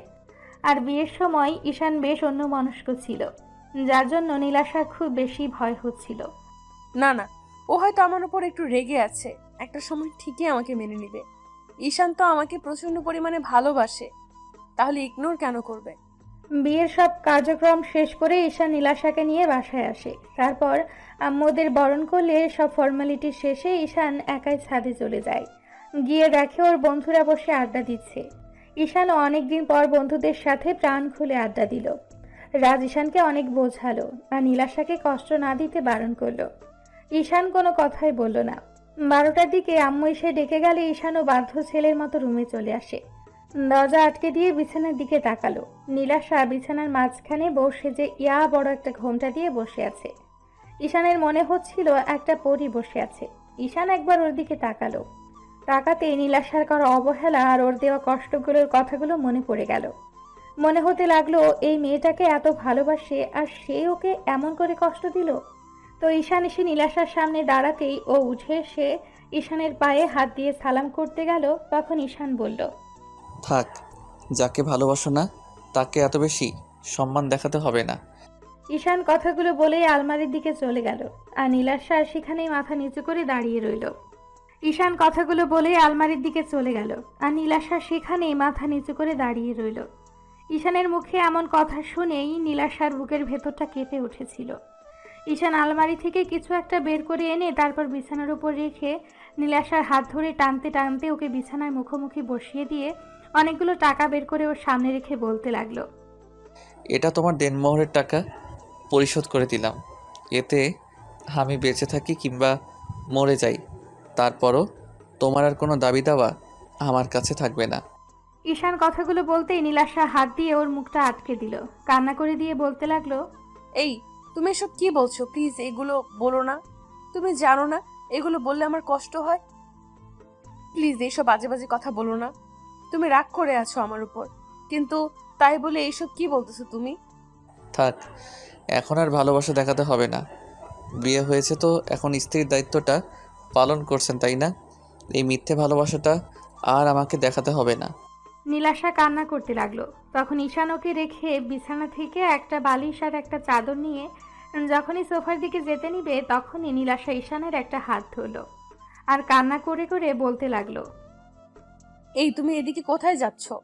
তোমার কি মনে হয় এত কিছুর পরও আমি তোমাকে বউ হিসেবে মেনে নিব আর তোমাকে ভালোবাসবো, সেটা তোমার ভুল ধারণা। আমার ভালোবাসাটা ওই দিনই মরে গেছে, যেদিন তুমি আমাকে ওরকম বাজে কথাগুলো শুনিয়েছ, দূরে সরিয়ে দিয়েছ, যার জন্য এতটা যন্ত্রণাটা পেয়েছি। কিন্তু ভালোবাসাটা তার জন্য বেঁচে নেই। এখন শুধু পাহাড় সমান ঘৃণাটাই তোমার জন্য বেঁচে আছে। না না, তুমি রাগ করে এসব কথা বলছো, তাই না? প্লিজ এরকম কিছু বলো না। আমার না প্রচন্ড পরিমাণে কষ্ট হবে। তুমি তো জানো আমি তোমার দেওয়া কষ্টটা সহ্য করতে পারি না। ঠিক নাও, এখন থেকে শুধু আমার বাজে চেহারাটাই শুধু তুমি দেখতে পাবে। ওই জন্য বলেছিলাম যে আমাকে বিয়ে করার দরকার নেই। তাছাড়া এখন তো তোমাকে আর ভালোবাসি না। তার উপর তোমাকে তাহলে একটা সময় যে তোমার দেওয়া কষ্টটা আমিও সহ্য করতে পারতাম না, যার জন্য মরতে বসেছিলাম। তারপরও তুমি একটু দয়া করনি, আমার ভালোবাসাটা পর্যন্ত ভিক্ষা দাওনি। আম্মু পর্যন্ত তোমার পায়ে ধরতে গেছিল, আর তুমি নিজের জেদের কাছে অটল ছিলে। তাহলে এখন কেন আসছো আমার লাইফে? আমার ভালোবাসাটাকে তুমি পায়ে মারিয়ে দিয়েছো। তাহলে আর এই ভালোবাসাটা কথা বলে লাভ কি? তুমি প্লিজ এমন করে বলিও না। আমি অনেক অনেক অন্যায় করেছি, তার জন্য তুমি শাস্তি দাও। তারপরও এরকম একটা রাতে তুমি আমার থেকে দূরে সরে যেও না। তুমি জানো এই রাত নিয়ে মেয়েদের কত স্বপ্ন থাকে। প্লিজ তুমি আমাকে এমন করে দূরে সরিয়ে দিও না। আমি তো ইচ্ছে করে এমন কিছু করিনি, তাহলে তুমি কেন আমাকে কষ্ট দিয়ে দিবে বলো? না না, আমি তোমাকে কষ্ট দিচ্ছি না। কষ্টটা তুমি নিজেই তৈরি করেছো, আর আমি সবটা জানতাম। হ্যাঁ, তুই মানতে চাইলে আমাকে সবটা বলতে যে আব্বু এগুলো বারণ করেছে, আর তুমি তোমার অবস্থানের কথা ভেবে কিছু করতে পারছো না। এসব আমি তো তোমাকে বলেছিলাম। আমি তোমাকে বিয়ে করে অন্য কোথাও নিয়ে যেতে রাজি ছিলাম। তুমি একটাবার অন্তত আম্মুকে বলতে পারতে যে আব্বু তোমাকে এমন কিছু বলেছে। আমার এরকম একটা দুরবস্থা দেখেও তুমি চুপ করেছিলে। তাহলে এখন এত ভালোবাসা দেখাচ্ছ কেন? আমার কোনো ভালোবাসার দরকার নেই। আমি বুঝে গেছি পৃথিবীতে কেউ কারোর জন্য নয়। ঈশা নীলাশার হাতটা ছাড়িয়ে নিয়ে সোফায় শুয়ে পড়ল, আর নীলাশা ফুপিয়ে কান্না করতে লাগলো। ঈশান কোনো কথাই বলল না, কিছুক্ষণের মধ্যেই ঘুমিয়ে পড়ল। নীলাশা ঈশানের পায়ের কাছে বসে জড়িয়ে ধরে কান্না করতে লাগলো। তারপর মাঝরাতের দিকে যখনই নীলাশার মনে হলো যে ঈশান প্রচণ্ড পরিমাণে রাগ করে আছে, নীলাশা তাহাজ্জুদের নামাজে দাঁড়িয়ে গেল। তারপর 2 রাকাত নফল নামাজ আদায় করে আল্লাহর কাছে হাত তুলে কান্নাকাটি করতে লাগলো, আর ঈশানের জন্য ভালোবাসাটা ভিক্ষা চাইল। ঈশান সবটাই শুনতে পেল। তারপর একটা সময় অবাক হয়ে ওর দিকে তাকিয়ে রইল। সারাটা রাত আর নীলাশা ঘুমোতে পারল না, শুধু কান্নাই করে গেল। তারপর যখন পরদিন সকালে ঘুম ভাঙলো, দেখলো ঈশান গুটিসুটি মেরে সোফায় শুয়ে আছে। হয়তো অনেক ঠান্ডা লাগছে, তাই নীলাশা ওর শরীরে একটা চাদর দিয়ে দিল, আর ঈশান ওর হাতটা জড়িয়ে ধরল। নীলাশা হাতটা ছাড়িয়ে নিয়ে কিছুক্ষণ ওর মাথায় হাত বুলিয়ে দিয়ে ওর কপালে একটা ভালোবাসার পরশ দিয়ে কান্না করতে করতে ওয়াশরুমে চলে গেল। নীলাশা লম্বা একটা শাওয়া নিয়ে কোনো রকমে একটা শাড়ি পরে বের হলো।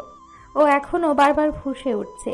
নীলাশা ভেবেছিল ঈশান ওর ওপর রেগে আছে, কিন্তু এত বেশি রেগে আছে সেটাও ভাবতেও পারেনি। তাই নীলাশা আয়নার সামনে দাঁড়িয়ে নিজেকে গোছাতে লাগলো। তারপর ঈশানের ঘুমটা যখন ভাঙলো, খেয়াল করলো আয়নার সামনে একটা পরী দাঁড়িয়ে আছে আর নিজেকে গোছানোর চেষ্টা করছে। নীলাশাকে এই রূপে দেখে ঈশান উঠে বসে, কিছুক্ষণ ওর দিকে তাকিয়ে রইল, আর পুরো একটা ঘোরের মধ্যে চলে গেল।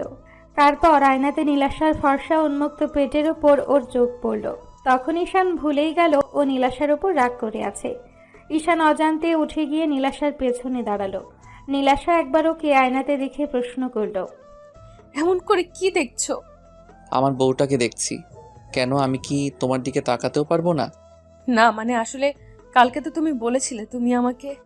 নীলাশা কিছু বলে ওঠার আগে ঈশান ওকে পেছন থেকে খুব শক্ত করে জড়িয়ে ধরল। তারপর যখনই ওর পেটের ওপর 2 হাত রেখে তার উপর ঘাড়ে আর গলায় নাক ঘষতে আরম্ভ করলো, সাথে সাথে নীলাশার চোখজোড়া বন্ধ করে নিল। ও এখনও বারবার ফুঁপিয়ে উঠছে। ঈশান নীলাশার ঘাড়ে আর গলায় কিস করতে আরম্ভ করলো। নীলাশার বুকটা ক্রমশ ওঠানামা করছে, ওর নিঃশ্বাসটা ভারী হয়ে আসছে।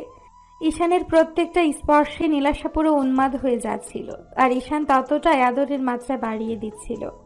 ঈশানের রোমান্টিক অত্যাচারে নীলাশা আর থাকতে না পেরে ঈশানের দিকে ঘুরেই ওকে বিদ্যুৎ গতিতে জড়িয়ে ধরল।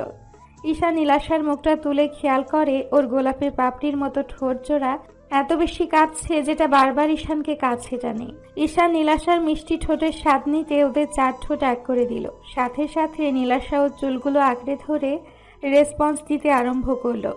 এভাবে 5 মিনিট যেতে ঈশানের মনে পড়ে গেল নীলাশা একটা সময় ওকে ইগনোর করেছে। নীলাশার করা প্রত্যেকটা অবহেলার কথা মনে পড়তে ঈশান ওকে ধাক্কা দিয়ে দূরে সরিয়ে দিল। ঈশানের এমন বিহেভে নীলাশা অবাক হয়ে ওর দিকেই তাকিয়ে রইল। তারপর বলল, কি হলো, তুমি এভাবে সরিয়ে দিলে যে?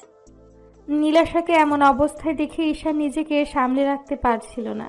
ঈশান কথাটা ঘোরানোর জন্য আর নীলাশাকে কষ্ট দেওয়ার জন্য বলতে লাগলো, তুমি কি ভেবেছো আমি তোমাকে এত সহজে মেনে নিব? এইটা তো শুধু তোমাকে কষ্ট দেওয়ার জন্য করলাম। তোমাকে আমি বারবার কাছে টেনে নিব, কিন্তু স্ত্রীর অধিকারটা তুমি আমার থেকে কখনোই পাবে না। সব সময় শুধু তোমাকে এমন করে কষ্ট দিয়ে যাব। ঈশানের বলা প্রত্যেকটা কথা নীলাশার বুকে তীরের মতো বিঁধে। ও তাড়াহুড়া করে ঈশানের সামনে আসলো। তারপর ওর একটা হাত ধরে চুমু দিয়ে বলতে আরম্ভ করলো, বাবু প্লিজ আমাকে মাফ করে দাও। আমি অন্যায় করেছি, তার জন্য শাস্তি দাও। তারপরও কাছে টেনে নিয়ে এমন করে কষ্ট দিয়ে দূরে সরিয়ে দিও না। আমি থাকতে পারবো না তোমার স্পর্শ না পেয়ে। প্লিজ আমাকে একবার বুকে জড়িয়ে নাও। আমি প্রচন্ড পরিমাণে মিস করছি তোমার পাগলামিগুলো। প্লিজ আমাকে আগের মতো ভালোবাসো। কখনোই না। তোমাকে আর একটা মুহূর্তের জন্য আমি ভালোবেসে নিজের বুকে জড়িয়ে নেব না। তুমি কি ভেবেছো আমি সবটা ভুলে গেছি? কখনোই না। ঈশান কথাটা বলেই গাড়ির চাবিটা নিয়ে বেরিয়ে পড়লো। আব্বু আম্মু ওকে ডাকাডাকি করলো, কিন্তু ও কারো কথাই শুনলো না। আম্মু তাড়াহুড়া করে নীলাশার রুমে এসে দেখলো নীলাশা ফ্লোরে বসে কান্না করছে। আম্মু বিষয়টা বুঝতে পেরে ওকে জিজ্ঞেস করতেই নীলাশা সবটা বলল। সব শোনার পর আম্মু চুপ করে রইল আর নীলাশা কান্না করতে লাগলো। আম্মুর পাশে বসে ওর মাথায় হাত বুলিয়ে দিয়ে বলতে লাগলো, মামুনি, তুমি শান্ত হও। দেখো, ঈশান তোমার উপর রাগ করে আছে। একটু কষ্টটা সহ্য করে নাও। এতগুলো দিন ধরে ছেলেটা রাগটা জমিয়ে রেখেছে। তুমি হয়তো জানো ওর রাগটা একটু বেশি, তার জন্য হয়তো তোমাকে এমন করে কষ্ট দিল। তুমি কান্নাকাটি করো না, দেখো সব ঠিক হয়ে যাবে। আম্মু, আমি যে আর পারছি না। তোমার ছেলে আমাকে এমন করে ইগনোর করলে আমি কি করে সেটা সহ্য করব বলো? আমার মরে যেতে ইচ্ছে করে। ও কালকে রাত থেকে আমার সাথে মিসবিহেভ করছে, সেটাও আমি মেনে নিয়েছি। আর আজকে আমাকে এমন করে কাছে টেনে নিয়ে দূরে সরিয়ে দিল। আম্মু, তোমার ছেলে বলছে আমাকে কখনো স্ত্রীর অধিকার দেবে না। এগুলো শোনার পর আমি কি করে নিজেকে ঠিক রাখবো বলো? পাগলি মেয়ে, এমন কিছু হবে না। তুমি ঠিক ওকে মানিয়ে নিতে পারবে। দেখো, ওই একটু পরে এসে তোমাকে সরি বলে দিবে। আম্মু নীলাশাকে বুঝিয়ে তারপর ওকে খাবারটা নিজ হাতে খাইয়ে দিল। আম্মু নীলাশার কান্নাকাটি দেখে ঈশানকে কল করে বাসায় আসতে বলল। ঈশান কোনো কথা না বলে ফোনটা কেটে দিল। আম্মু রাজকে ফোন করে ঈশানকে বাসায় পাঠিয়ে দিতে বলল। রাজ ঈশানকে খুঁজে বের করে কিছুক্ষণ ওকে বোঝালো। তারপর সারাটা দিন ঈশান আর বাসায় ফিরল না, যার জন্য নীলাশা সারাদিনই কান্না করলো। তারপর সন্ধ্যের দিকে ঈশান বাসায় ফিরতে নীলাশা দৌড়ে গিয়ে সবার সামনে ওকে জড়িয়ে ধরে কান্না করে বলতে লাগলো, বাবু আমাকে মাফ করে দাও। রাগ করে থাকলে তার জন্য শাস্তি দাও। তারপরও এভাবে নিজেকে কষ্ট দিও না। তুমি সারা দিন বাসায় নেই, জানো আমি কতটা টেনশন হচ্ছিল আমার। তুমি তো এখন আমাকে কষ্ট দিতে পারো, সেটা কাছে থেকে দাও।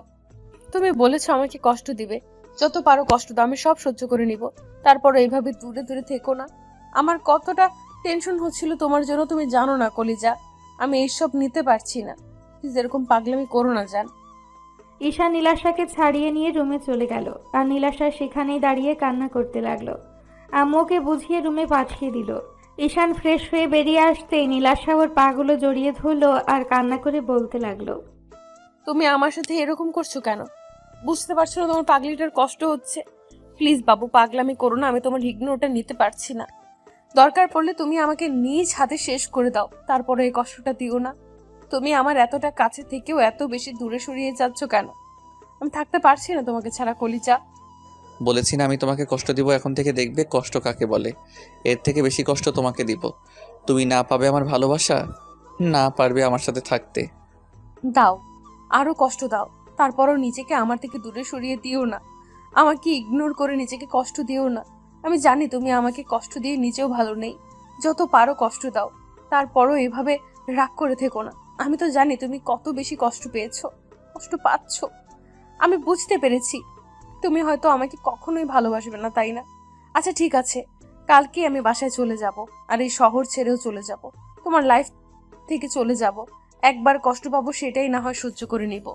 তোমার থেকে দূরে সরে থাকলে তুমি বুঝতে পারবে আমার কতটা কষ্ট হচ্ছে। যবে থেকে তোমাকে দূরে সরিয়ে দিয়েছি, সেদিন থেকে তুমি যতটা কষ্ট পেয়েছো তার সমপরিমাণ কষ্ট আমিও পেয়েছি। হয়তো নিজেকে কষ্ট দিতে পারিনি, আবার ধরেও রাখতে পারিনি। প্রত্যেকটা রাতে আমি তোমার জন্য কান্না করেছি, সেটা শুধু উপরওয়ালাই জানে। আমি তোমাকে বোঝাতে পারিনি, আর তুমি আমাকে এমন করে ইগনোর করছো। আমি তোমার এই কয়েকটা দিনের অবহেলাটা নিতে পারছি না, তাহলে সারা জীবন তোমার সাথে থেকে এত কষ্ট কি করে সহ্য করব? আমি খুব শীঘ্রই মরে যাব, দেখো। তোমার এই অবহেলাটা নিতে পারবো না, তোমার থেকে হারিয়ে যাব, খুব বেশি কষ্ট পাবে তুমি। আর আমাকে হারিয়ে ফেলার পর বুঝতে পারবে আমি তোমাকে কতটা ভালোবাসতাম। ঈশা নীলাশার কথাটা শুনেই ও চুলের মুঠি ধরে টেনে ওঠালো, তারপর উঠিয়ে ওর গালে সজোরে কয়েকটা থাপড় মেরে দিল। সাথে সাথে তারপর ওর মুখের কাছে মুখটা এনে রাগী কণ্ঠে বলতে লাগলো, তোর সাহস কি করে হয় তুই এরকম কথা বলিস?